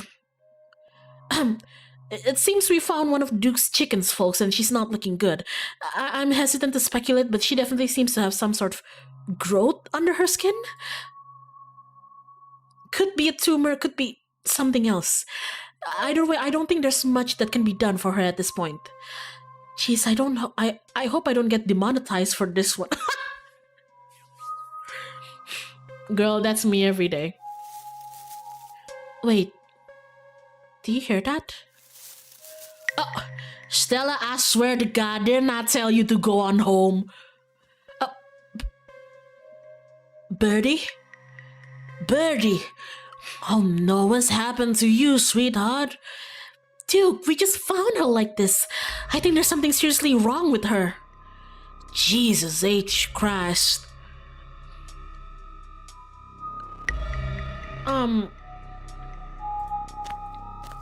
What the fuck?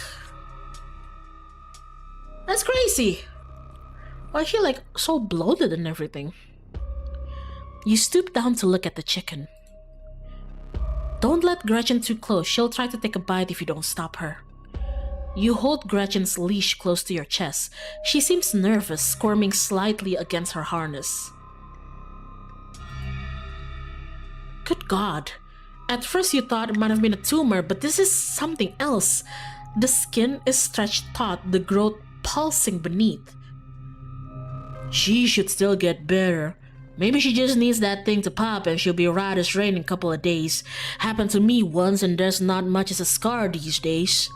I don't know, it kinda looks like there's something in there. Looking more closely at the growth, you think you can see something squirming inside. Its poor little chicken eyes look at you, glazed over, but still rolling around in their sockets with unfortunate life. The wings is barely still attached, but that seems to be the least of the chicken's concerns. Whatever got a hold of her busted up her wing too, little bastard. Yeah, what a bastard! Having investigated to your heart's content, you step back and give the bird space.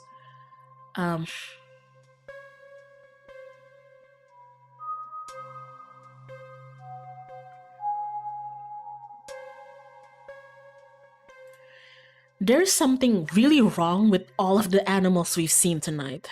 No goddamn shit, it's like some kind of plague. Better not be contagious.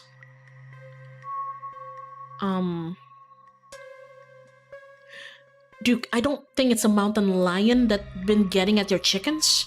Yeah, no shit. In all my years, I've never seen anything like this. As you, Duke, and Stella take stock of the situation, a sound begins to wrap around you, gently at first, barely a whisper, but then a guttural moan, and then another, and another, until suddenly you find yourself surrounded by a chorus of groaning misery.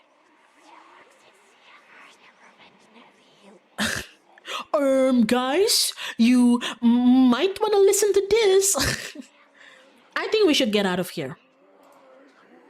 Agreed. We've all had enough excitement. Come on, Birdie, let's get you home. Are you guys hearing this? Stella, we don't have time to film, okay? We gotta get out. As Duke scoops up the injured Birdie, the voices in the trees intensify. It's like you're all suddenly surrounded, the strange sounds coming closer, growing bolder. What the hell is that?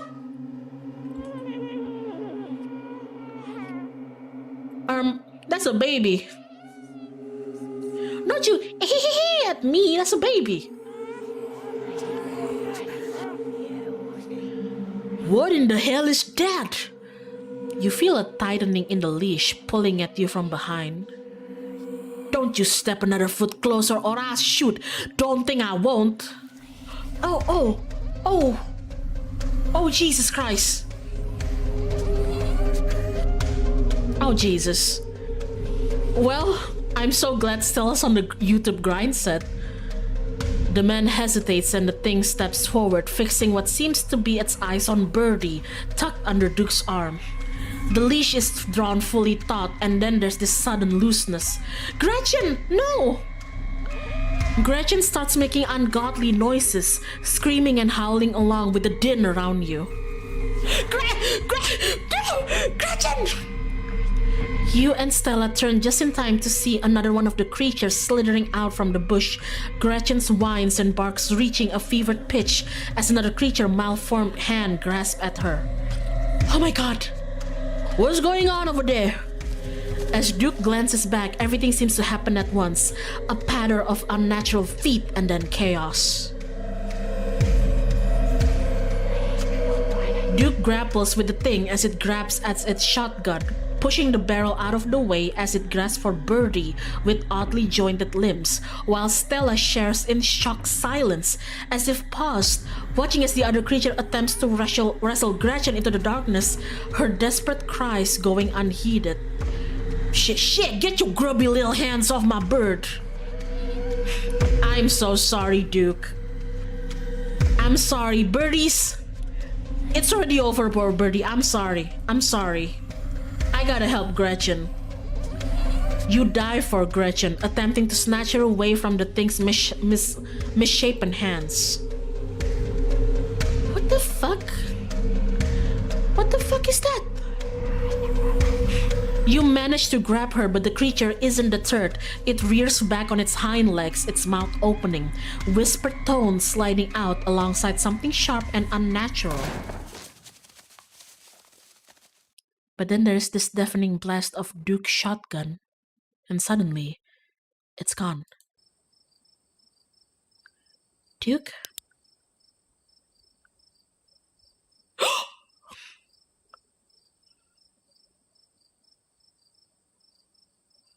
Oh my god. Oh my god, what do we do? Okay. First things first, I grab Gretchen. There. Step 1 is done. Gretchen is safe. Great. Okay, step 2. What's step 2?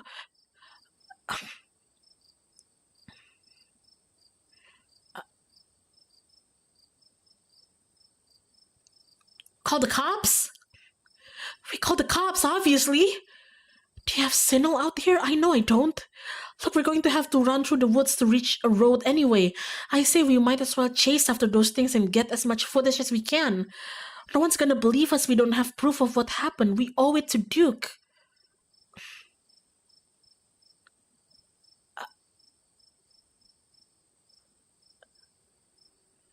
Stella, you froze. If you go after those things and you pull that again.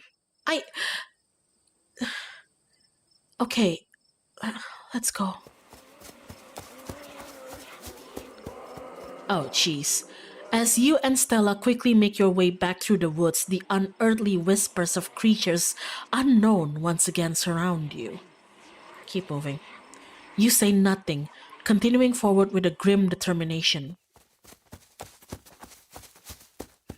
We're almost there. You and Stella reach the main road, and the whispers fade back into the sounds of nature. It sounds like they've stopped following us. I should get reception now that we're back on the main road. Let me find my phone so I can call the sheriff. You feel a buzz in your pocket. Oh shit. 6 missed calls from Tabitha, and 13 text messages.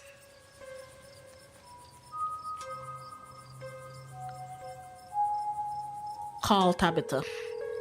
You try and call Tabitha back, but it goes straight to voicemail.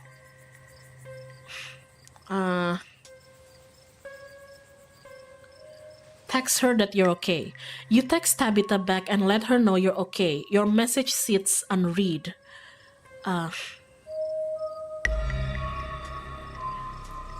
Tabitha seems worried. It's pretty late, isn't it? Stella pulls out her phone and dials. Hello, Earl? It's Stella Richmond. I'm up at the mountains in the Ask Gina Trail. Duke is dead, Earl. Shotgun. It happened right in front of us. There's something in the woods. Okay, yeah. Yeah, I think we're okay, but hurry. Jesus, Earl, who's going to tell Bo? I guess now we wait. What the fuck? It takes a little while, but eventually a patrol car arrives at the scene. Out of it walk two officers, Sheriff Hugby and a friendly older man. Sheriff Hugby, a friendly older man, and Deputy Franklin, a serious man wearing sunglasses despite it being the middle of the night. See? Right there, a thing jumps out of the woods and then the shotgun goes off. What in the Sam Hill? What is that, some kind of Pillsbury Doughboy? Could have been a naked maniac. No, there was more than one. They chased us through the woods. Whatever they are, they aren't human. And they killed Duke. Uh-huh. Now we're gonna have to confiscate this camera, Miss Richmond, if you don't mind. This is evidence. But Okay. Let me just turn it off to save the battery. As Stella fiddles with the camera, you notice her pop out the memory card and slide it up her sleeve. Stella?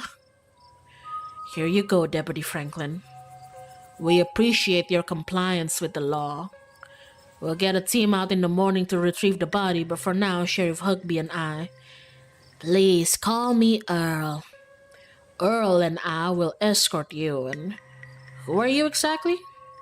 That's Karma. They came into town today for the funeral. Alright, sure. We'll escort you both back to town. If there's a naked maniac on the loose, it's best you don't walk on your own. It wasn't a... Never mind. Why aren't you going out there tonight? There's a dead body in the woods. Those things out there could attack someone else. Well, it ain't exactly like old Duke is going anywhere at this point. He'll still be out there in the morning. We only have a skeleton crew at the moment. Monday nights are Deputy Dirkson's bowling nights. We'll be on alert for any more reports of naked maniacs, but retrieving Dude will just have to wait. Now if you'll kindly step into the vehicle, we can return you safely to your home. Do we have to ride back with you? We can just walk. Those creatures left. We'll be fine. I'm afraid I'm going to have to insist for your own safety. Stella sighs. Okay. Thank you. You can ride front with me, little lady. That is if your mama permits. Sure, Earl, you can hold Gretchen on the way back to town.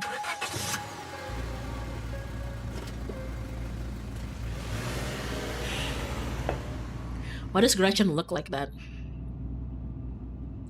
I have a bad feeling about this. Hold on, I need to blow my nose. Hold on, guys.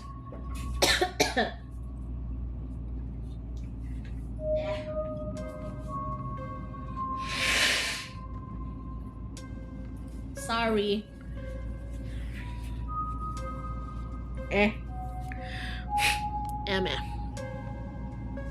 Sorry about that. I think a lot of people don't realize that when you're streaming or I don't know, if you're playing TRPG or NDMing or just doing anything that where you yap a lot for hours and you're like in a room with like a bit of an AC or a fan, your nose gets stuffed up really easily, or maybe that's just a me thing.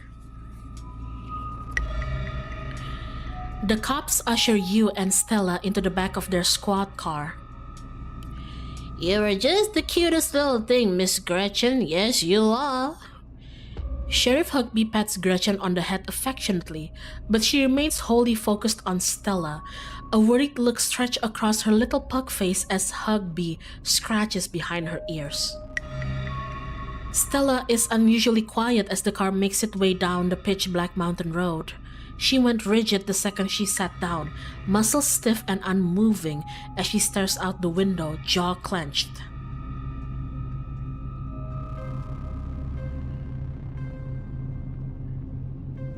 You good? She doesn't respond.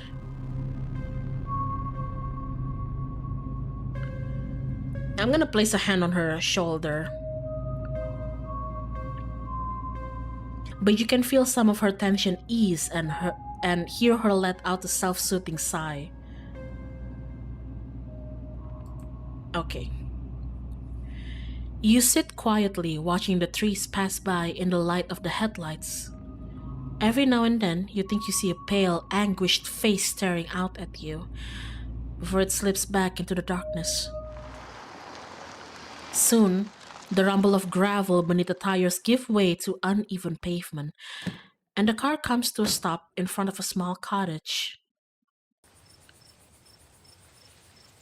You two stay out of trouble. We'll have this all sorted out in the morning. Just get a good night's sleep. And you, whatever your name was. Karma? Sure. You're in town for the funeral? Good. Don't you go leaving before then. I imagine we'll need to ask you a few questions about everything you've seen tonight. Still, keep an eye on them for us. Make sure you don't get into any more trouble. I love that this entire town of people never misgenders me. Wow, guys. This town is so woke. Hell yeah. Y'all have a good night now. Bye-bye, Gretchy. Y'all have a lovely evening. If any boogaboos give you trouble, you know how to get in touch. I love it here. Can I move in? And here you are. Back in town, away from the woods, with no one but Stella in sight. Holy shit.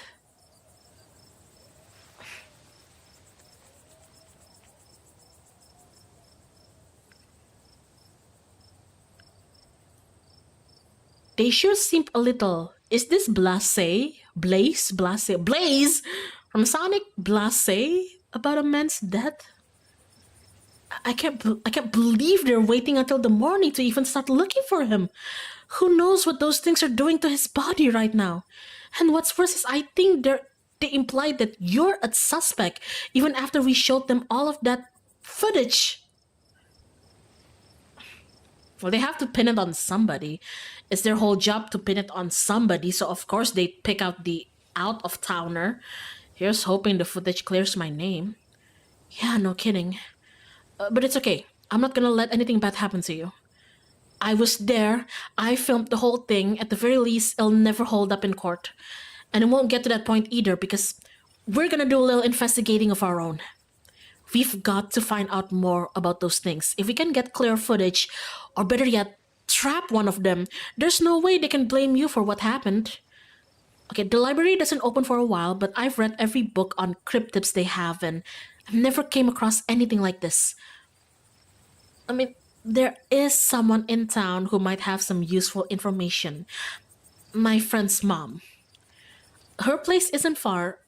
Maybe we should head over now before it gets any later.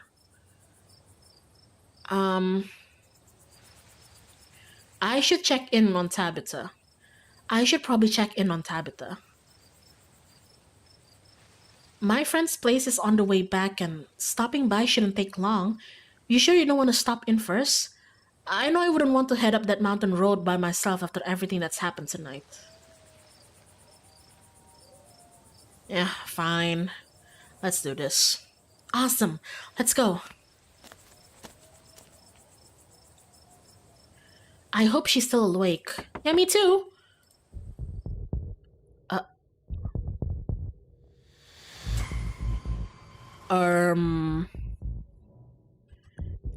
ay, ay. Ay, ay, ay. Stella? Stella? Dear? Uh-oh.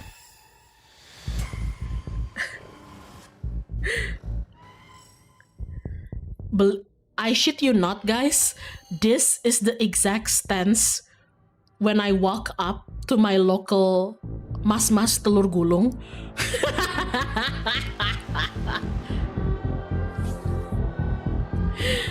I shit you not, guys. This is my prime stance when I'm out like shopping like the street vendors. This is how I walk up to go buy telur gulung. I ain't shitting you.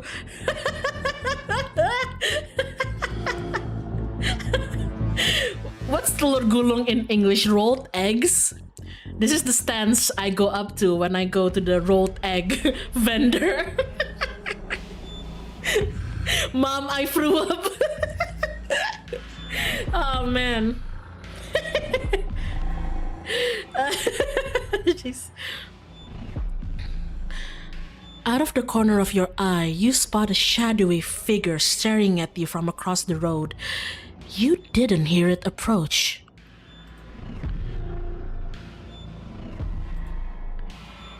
You tap Stella's shoulder and subtly direct her gaze to the shadows. Karma. Jesus! Welcome home. Before you can respond, the door behind you swings open. An older woman stands in the entryway. Go home, Wayne. I can't help you tonight. You look back and the figure is already gone, disappeared into the shadows of the night.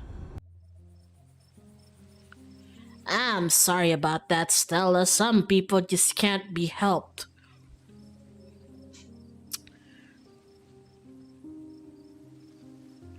Okay, you guys can throw tomatoes at me, but why was that Loki kinda hot? Like,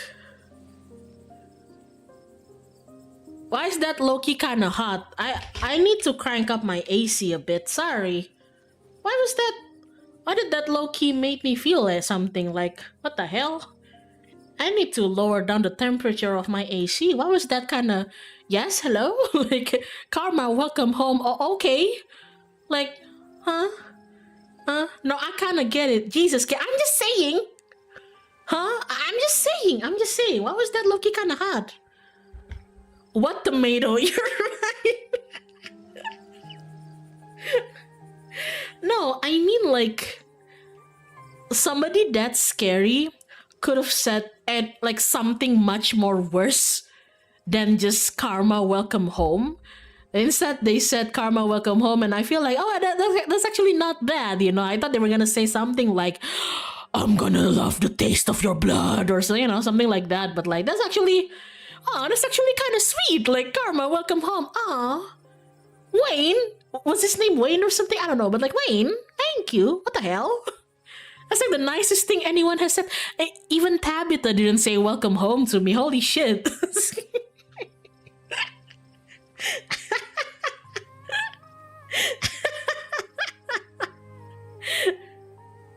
Stow away the tomatoes, case right? Don't bouquet. I like how the chat is so divided, and some of you are trying to shield me, like, no, I will protect you from the tomatoes, Kay. Oh man. What brings you out here so late? Who's this? Hi, Mrs. Forsyth. Forsyth? Is he a seer or something? This is Karma. Is it okay if we come in? I kind of vibe with the old lady. Like, I feel like this is me. I'm the old lady here. Of course, you're in luck. I just put on water for hibiscus tea. And for goodness sake, you can call me Sybil. You're an adult now, after all.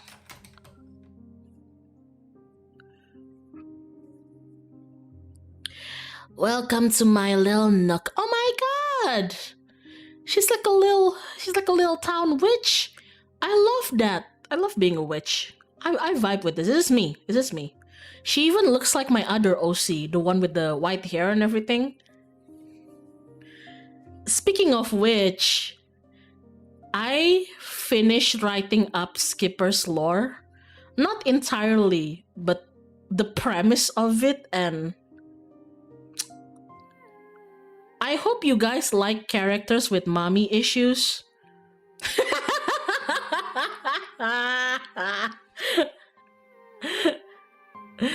I hope, well, it's not even mommy issues, not like mommy actual mother issues, but like, I hope you guys like, I don't know, toxic Yuri, and like, is it even Yuri? Not even sure, just like, I don't know, borderline, like characters with borderline mommy-esque issues. Holy shit. I showed the premise to my friend, and he was like, hey, and I was like, what? And he was like, you said Skipper was just gonna be a happy-go-lucky girl. And I was like, yeah, she's gonna be a happy-go-lucky girl, but like, you see, guys, like I have two main OCs. This one, Skipper, and my other one, the white-haired one, I call her Wren, WREN, like the bird. So yeah, both my all my OCs are based out of birds. Leave me alone. But like, yeah, I think like Ren and Skipper are like polar opposites of one another. Skipper is like a happy-go-lucky girl, but behind that, like I feel like her initial lore is actually very like sad. And Ren is like a very, like, I don't know, like a very depressed looking, nonchalant, like free Ren-esque character, but like her story is much more wholesome. So yeah, I wanted Skipper to be her polar opposite. So when I wrote like Skipper's like initial lore, it's actually kind of it's kind of sad. Oh man. It's nice to finally meet you, Karma. I'm so sorry to hear about your mother. Vivian was such a lovely soul, and she's been sorely missed in the holler, and now poor Pauline is gone as well. Do let me know if there's anything you need while you're in town.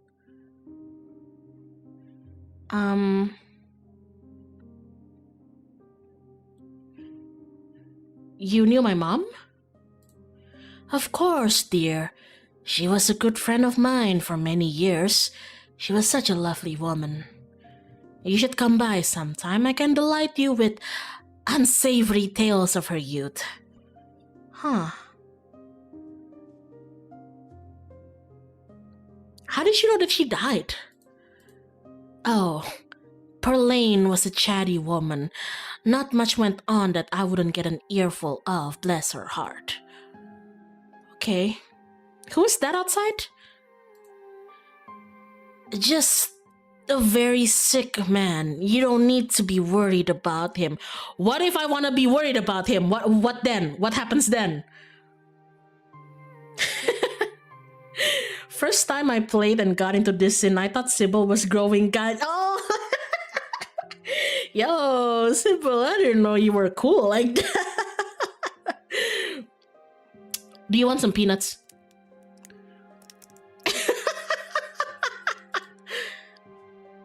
Oh my. Thank you for the kind offer, dear, but I'm afraid it's far too late for me to have something so salty. Okay.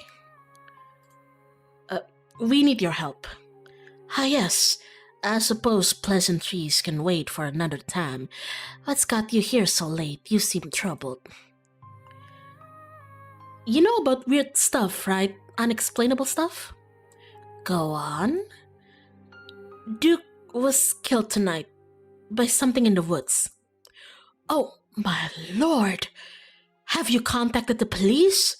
Yes, and they didn't take it very seriously. They're not even looking for the body until tomorrow. Those things out there, I don't even know how to describe them. Here, I can show you. Stella pulls out the memory card she'd swiped from her camera and pops it into her phone. I wasn't just about to let the police hold on to this, at least not before we had a chance to make a copy. Smooth. The cops wouldn't know what to do with that footage anyway. Imagine if they accidentally erased it. Exactly. I'll give it to them if they ask again, but for now, we can examine the footage for ourselves.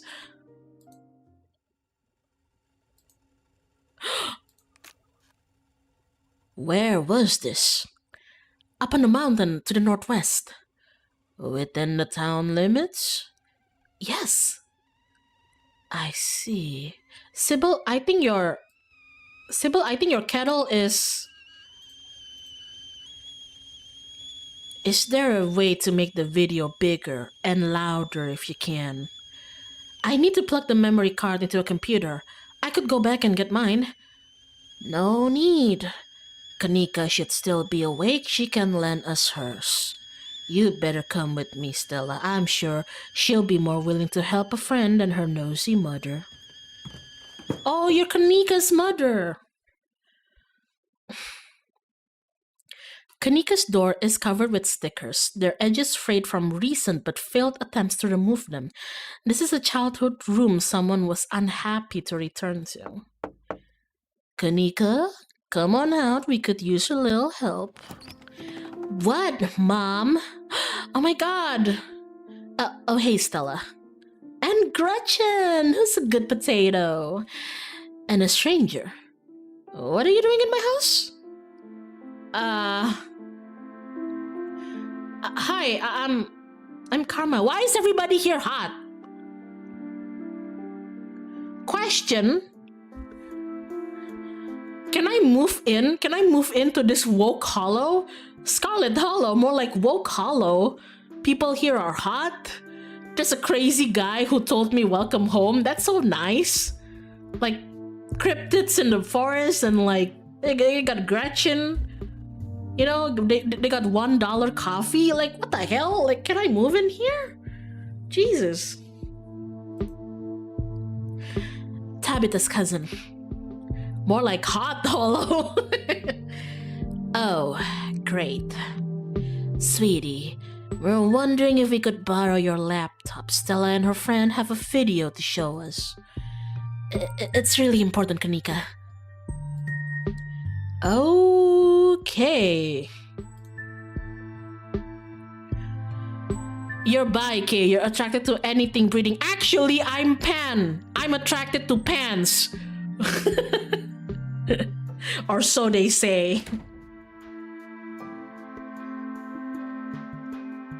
Heads up, Kanika. This is graphic.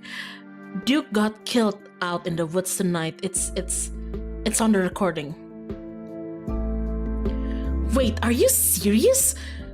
Duke's dead? Silence washes over the room as the video plays. Stella, what the hell is this?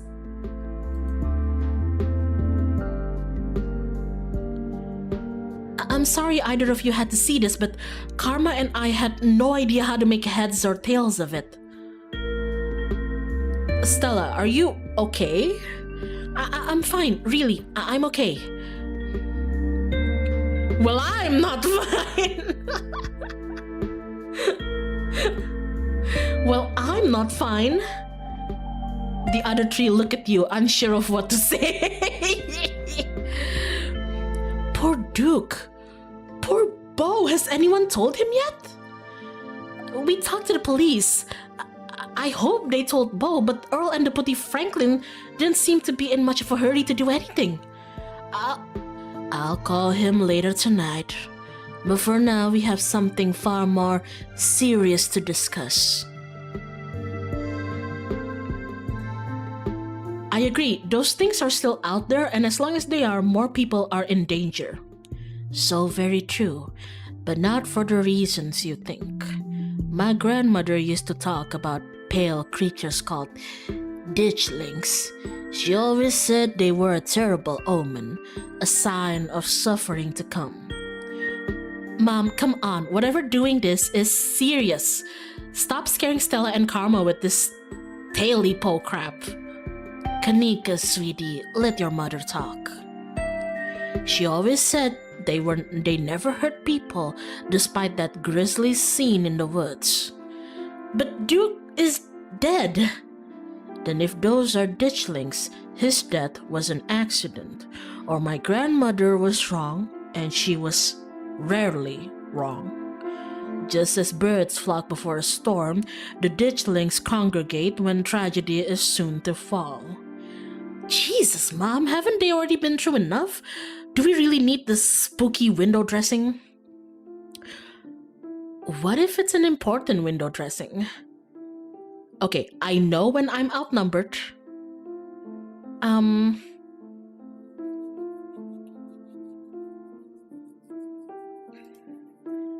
I saw something squirming around in that chicken.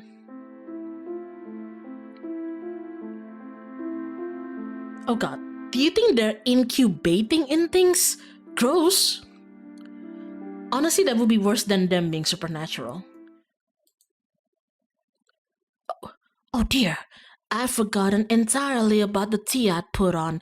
Let me fix you up a couple of cups. It'll help soothe your nerves. I don't know. It's getting late and I should let Karma get some rest. I ran them ragged today with all the hiking and running through the woods in terror. Oh yeah, also Kanika having Sailor Moon shirt. Yeah, that's gay as hell, girl. I ain't gonna lie. um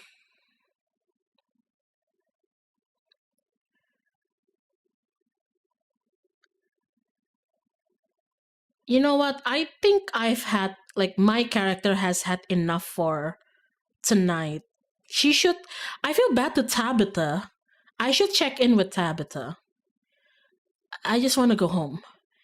Yeah, I'd be lying if I said I wasn't eager to get home and start doing some research. I'll ask around on my usual forums to see if anyone has information on ditch links. Is that what you call them? That's right.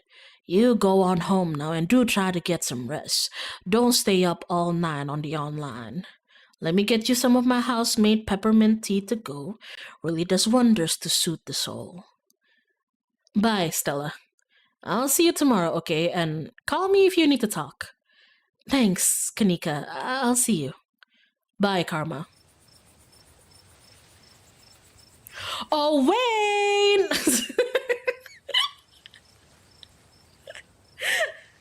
Wayne, I'm out in the open again. Does anybody want to welcome me home or what? It's excellent iced or warm, though with the nights getting chilly or warm will probably be best. Helps wake up the bones. Be careful out there, both of you. Sybil turns and closes the door behind her. Alrighty, let's call it a night. Mind walking me home? Me walk you home? You walk me home? Stella, no offense, you at least have Gretchen with you. I know Gretchen isn't a big dog, she's a pug and she's kind of useless in like dangerous situations, but like, me walk you home? You walk me home, girl. What? It's crazy. Well, this is me. Are you good finding your way back?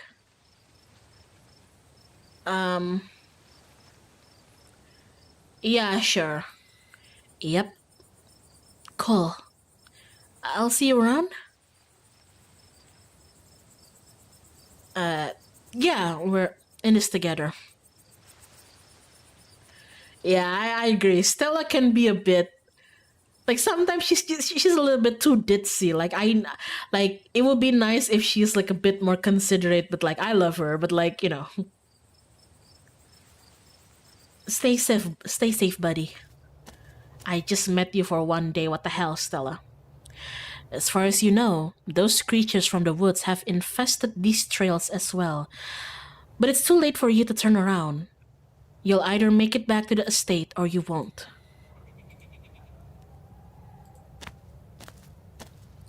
Almost home. Your salvation in sight, you make a mad dash through the door. Tabitha! Oh, thank God you're back. Where the hell have you been?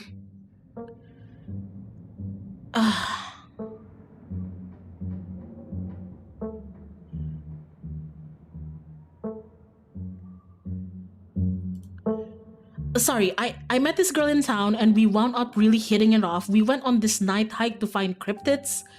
Ah, so you met Stella then.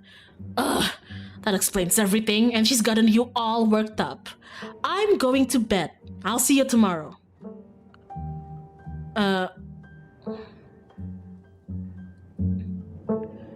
Wait, you don't want to hang out? I'm still all hyped up on adrenaline from tonight. I would love to just hang out for a little while, cool down a bit. No, I'm not going to hang out with you. It's late, I'm tired, I'm going to bed. Don't do anything stupid while I'm asleep. Just go to your room and sleep. You're alone in the estate. The sound of the wind whistling through the house gives you an uneasy feeling in your gut. It's probably best to turn in and try to leave the night behind you. Uh-oh, I hate this POV. You thoughtlessly stumble into your room, and before you even fully realize you're there, you've already collapsed onto the mattress, exhausted. From the relative safety of this uncomfortable bed, the events of the past evening seem like something that happened to someone else, though you can still clearly picture the terror you felt in those moments. For now, you're safe and you're warm. Eventually, the sun will rise and chase away the monsters and make them seem like nothing but bad dreams. Maybe tomorrow, if you're lucky, you'll wake up in a normal world and have a boring week in the mountains with your sour faced cousin. It would be really funny if I die right now and turns out I'm not even the main character of this VN, like we get to play as Tabitha or something. It's a nice thought, but deep down you can't help but worry that things will only get worse.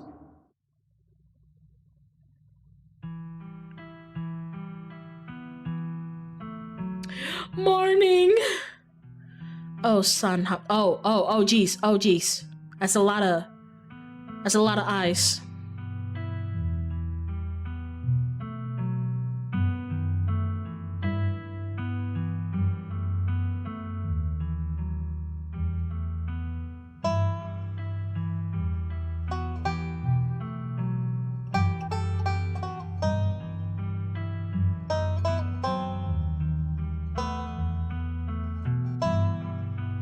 Ooh.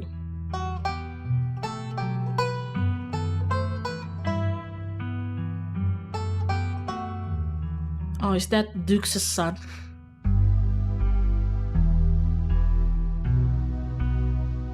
Oh shit.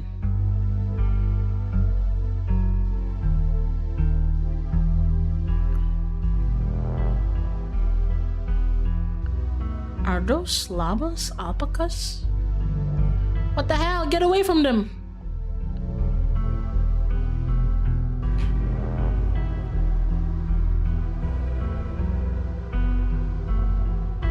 The mines.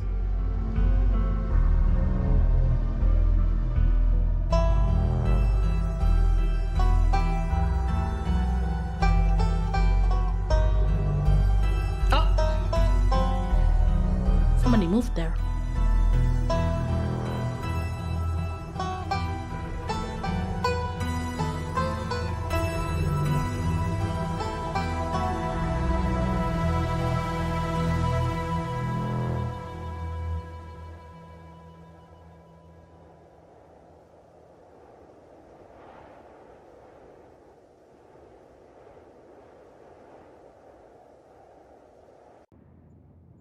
Wow. This is the end of episode 1. Episode 2 waits. If you'd like to continue with this world state in episode 2, please save your game now. I didn't realize that I could save. I kind of forgot. I was so hooked in the entire story. I forgot. I used to be a safe slot gremlin whenever I play visual novels, and I completely forgot. I forgot about that. I forgot that I could save. Yeah, you could save. I see. Whoops. Oh, man. Okay. Oh, man. That was really good. The story was that engaging. I really liked that. That was really good. Okay, hold on. Let's move to the... I missed the whole chapter 1. Congrats on chapter 1. Yeah. Well, at least it doesn't tempt you to save scum. Probably for the best. Right. Oh, man. That was really good. I really liked that. Ah, man, now I feel kind of like an idiot. I had this game on my Steam for the longest time, and it took me this long to pick it up. That was really good. Also, that Wayne guy, but sorry, but like, yeah. Oh man, that's really good. I hope I can. I hope like I'll have the time to continue this on stream again. I think now that I finally got a taste of like what the writing is like, and like the direction, or the direction that I assume the story is heading into, I think I'm okay with continuing this on stream, because sometimes there are certain visual novels where like I try to play it on stream or like in front of people, and like the first chapter, it's nice, but it gives me the vibe of like I think I gotta play this on my lonesome and everything. But I think I'm okay with playing this Bama like actually on stream and everything. But yeah, I think that if you guys actually like this game, I don't think you should be watching me or just like watching people in general play it, so you don't get spoiled, so you can just experience it for yourself. And that's why I also think that streaming visual novels can be like counter beneficial for some people, because some people, I know some people told me like, oh, but if you stream visual novels, there's not a lot of people who are gonna watch that. And that's true. And I think that's because a lot of visual novels like are not that expensive on Steam, and most people actually want to try it by themselves, so they don't want to get spoiled. And I think Scarlet Hollow is not that expensive of a game. So if this first chapter of watching me play got you hooked and you want to buy the game and play it by yourself, I think you should definitely do that and don't watch me. Oh man. This is one of those games that I'm happy to see others play, but I don't think I'll ever play it by myself. Ah, I see.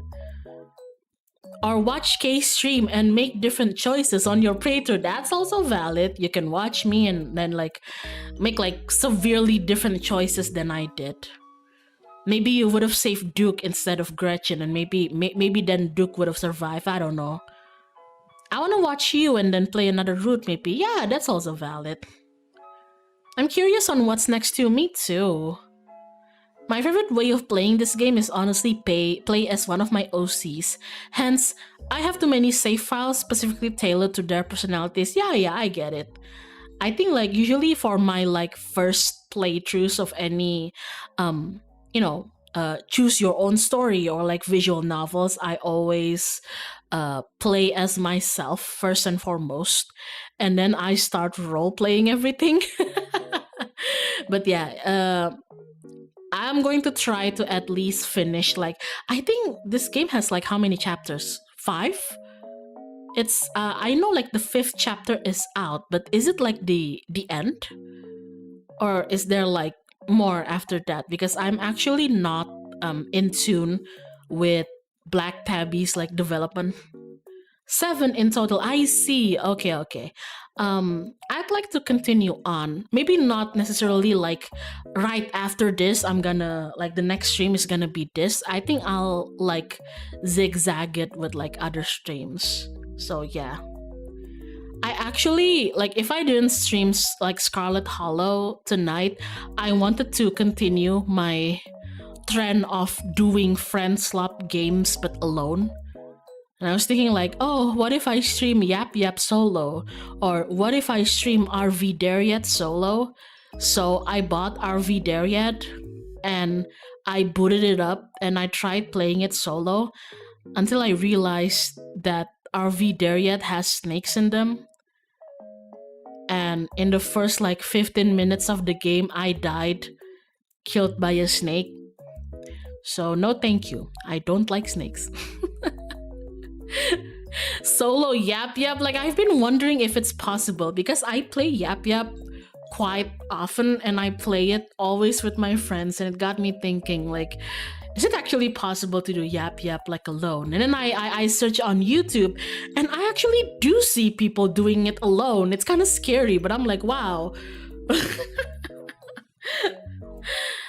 Okay, so Scarlet Hollow has like 5 chapters and then 6 and 7 and coming out sometime later. Okay, I think I'll like slowly catch up to it.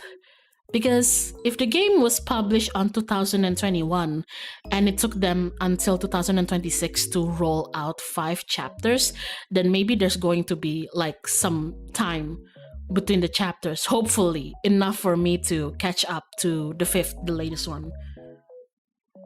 So yeah. Oh man, hold on, I need to drink.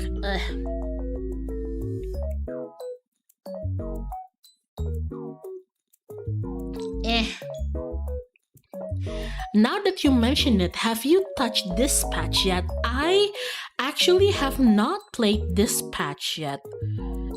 I was actually meaning to ask you guys, is that something that you'd be interested in watching me play?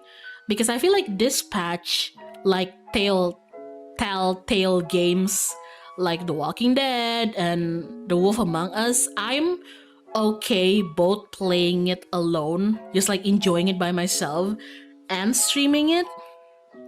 But yeah, like I've already seen a lot of people touch this patch and I haven't touched it by myself. I'm okay with streaming it. I was just curious if it's like something that people like are actually interested in, like watching other people play and everything.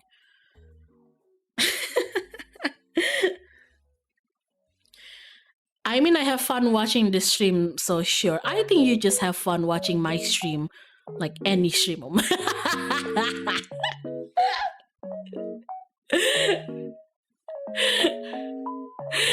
I think getting cocky here. I'm getting like karma big headed here. You know, okay, karma Scarlet, no, karma big headed here. I think you just enjoy watching me stream. Oh man. I'm kidding. Yeah, I'm down seeing you play it. Had always been a long time lurker here. Yay! I love my lurkers. Thank you, lurkers.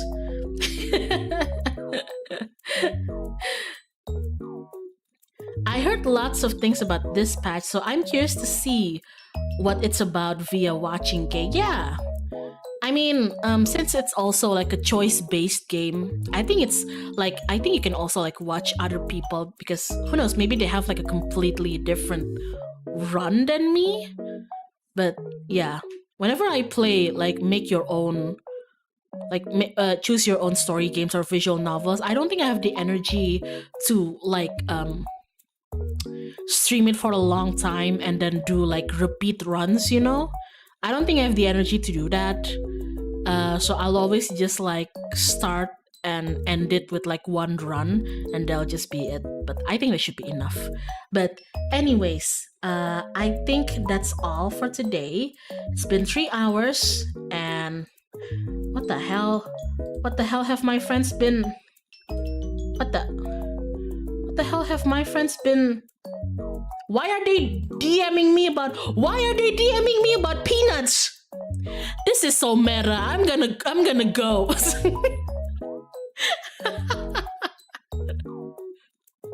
Why are they DMing me about peanuts? This is so meta. I'm gonna go. This is so unsettling. Am I in Scarlet Hollow right now? What the hell? Oh man. But okay, I think I have to say goodbye to you guys. Right now, I'm not sure what I'll be streaming next. I know that I want to stream until I hit my public watch hour quota, which is 4,000 hours. Because get this, hey, here's a little YouTube behind the scene lesson for people, but like remember when some of you super chatted me? Hey, remember when one of you gave me a rainbow super chat? Thank you for that. But the way that YouTube works is that I cannot cash that out at all until I hit my payment threshold. And payment threshold in YouTube includes your AdSense. And I actually, even though I'm now a part of the YouTube partner program, I actually don't have AdSense on. As you can tell, like there's no ads playing in my streams, like even right now and everything. That's because I haven't hit my public watch hours yet. Oh, that's so silly. Yeah, but like I think I've talked about it in my last just chatting stream, but that's how YouTube works. So yeah, that's always been how it works. So yeah. Yeah. So the way that YouTube works is that if you're a streamer or a channel owner like me, and let's say I super chat to you, right? Like $10, I super chat $10 to you. The way YouTube payment works is that you're not gonna be able to cash in that super chat until your YouTube account balance actually hits a certain threshold. For Indonesians, it's about $100. That's why I keep telling people that go and super chat like your favorite streamers, your favorite Let's Gamers, or whatever, But I think if your favorite streamers have I don't know like what other people use, Streamlabs, Tracted, whatever, If after this you guys are watching somebody else and you want to support them, I'd say from like a fellow streamer, you should support your other favorite streamers directly via their Streamlabs. Dude, 1,5 juta, iya makanya. Oh man. 1.5 IDR, 1.7 actually. But that is how YouTube has always worked. If you don't hit that mark, then you cannot cash out the money. So if I akasupa you could. That is not what I meant, Ziply. Holy fuck, you're scaring me. I'm telling you this so you can use this knowledge on other people and streamers, not entirely me, okay? Holy fuck. Yeah. I remember on Twitch, because I'm also monetized on Twitch, right? Twitch also does that too. Both Twitch and YouTube does that, but Twitch's payment threshold, for me at least, and the system knows that I'm Indonesian, unfortunately, is actually $50. For YouTube, if I remember correctly, it's I think 100. I think. I'll get back to you on that. I could be entirely wrong. I could have seen 1-0 and it's actually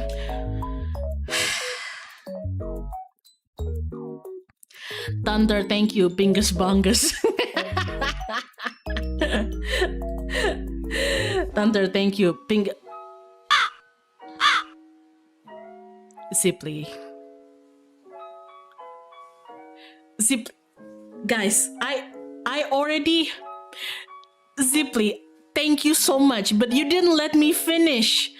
I already hit my payment threshold. Remember when I opened my super chat and Senden sent me a rainbow super chat? Yeah, that was enough for my threshold. Don't worry. Oh my god.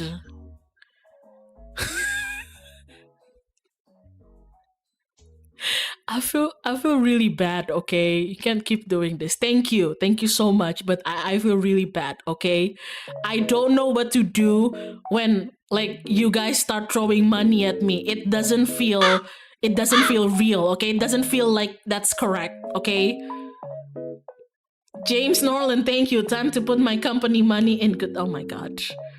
Okay, I'm gonna end the stream before you guys start anything crazier. But okay, thank you for your support. But I hope that you also use the behind the scene knowledge, not only for me, because I'm sure lots of you watch other streamers, YouTubers and whatnot.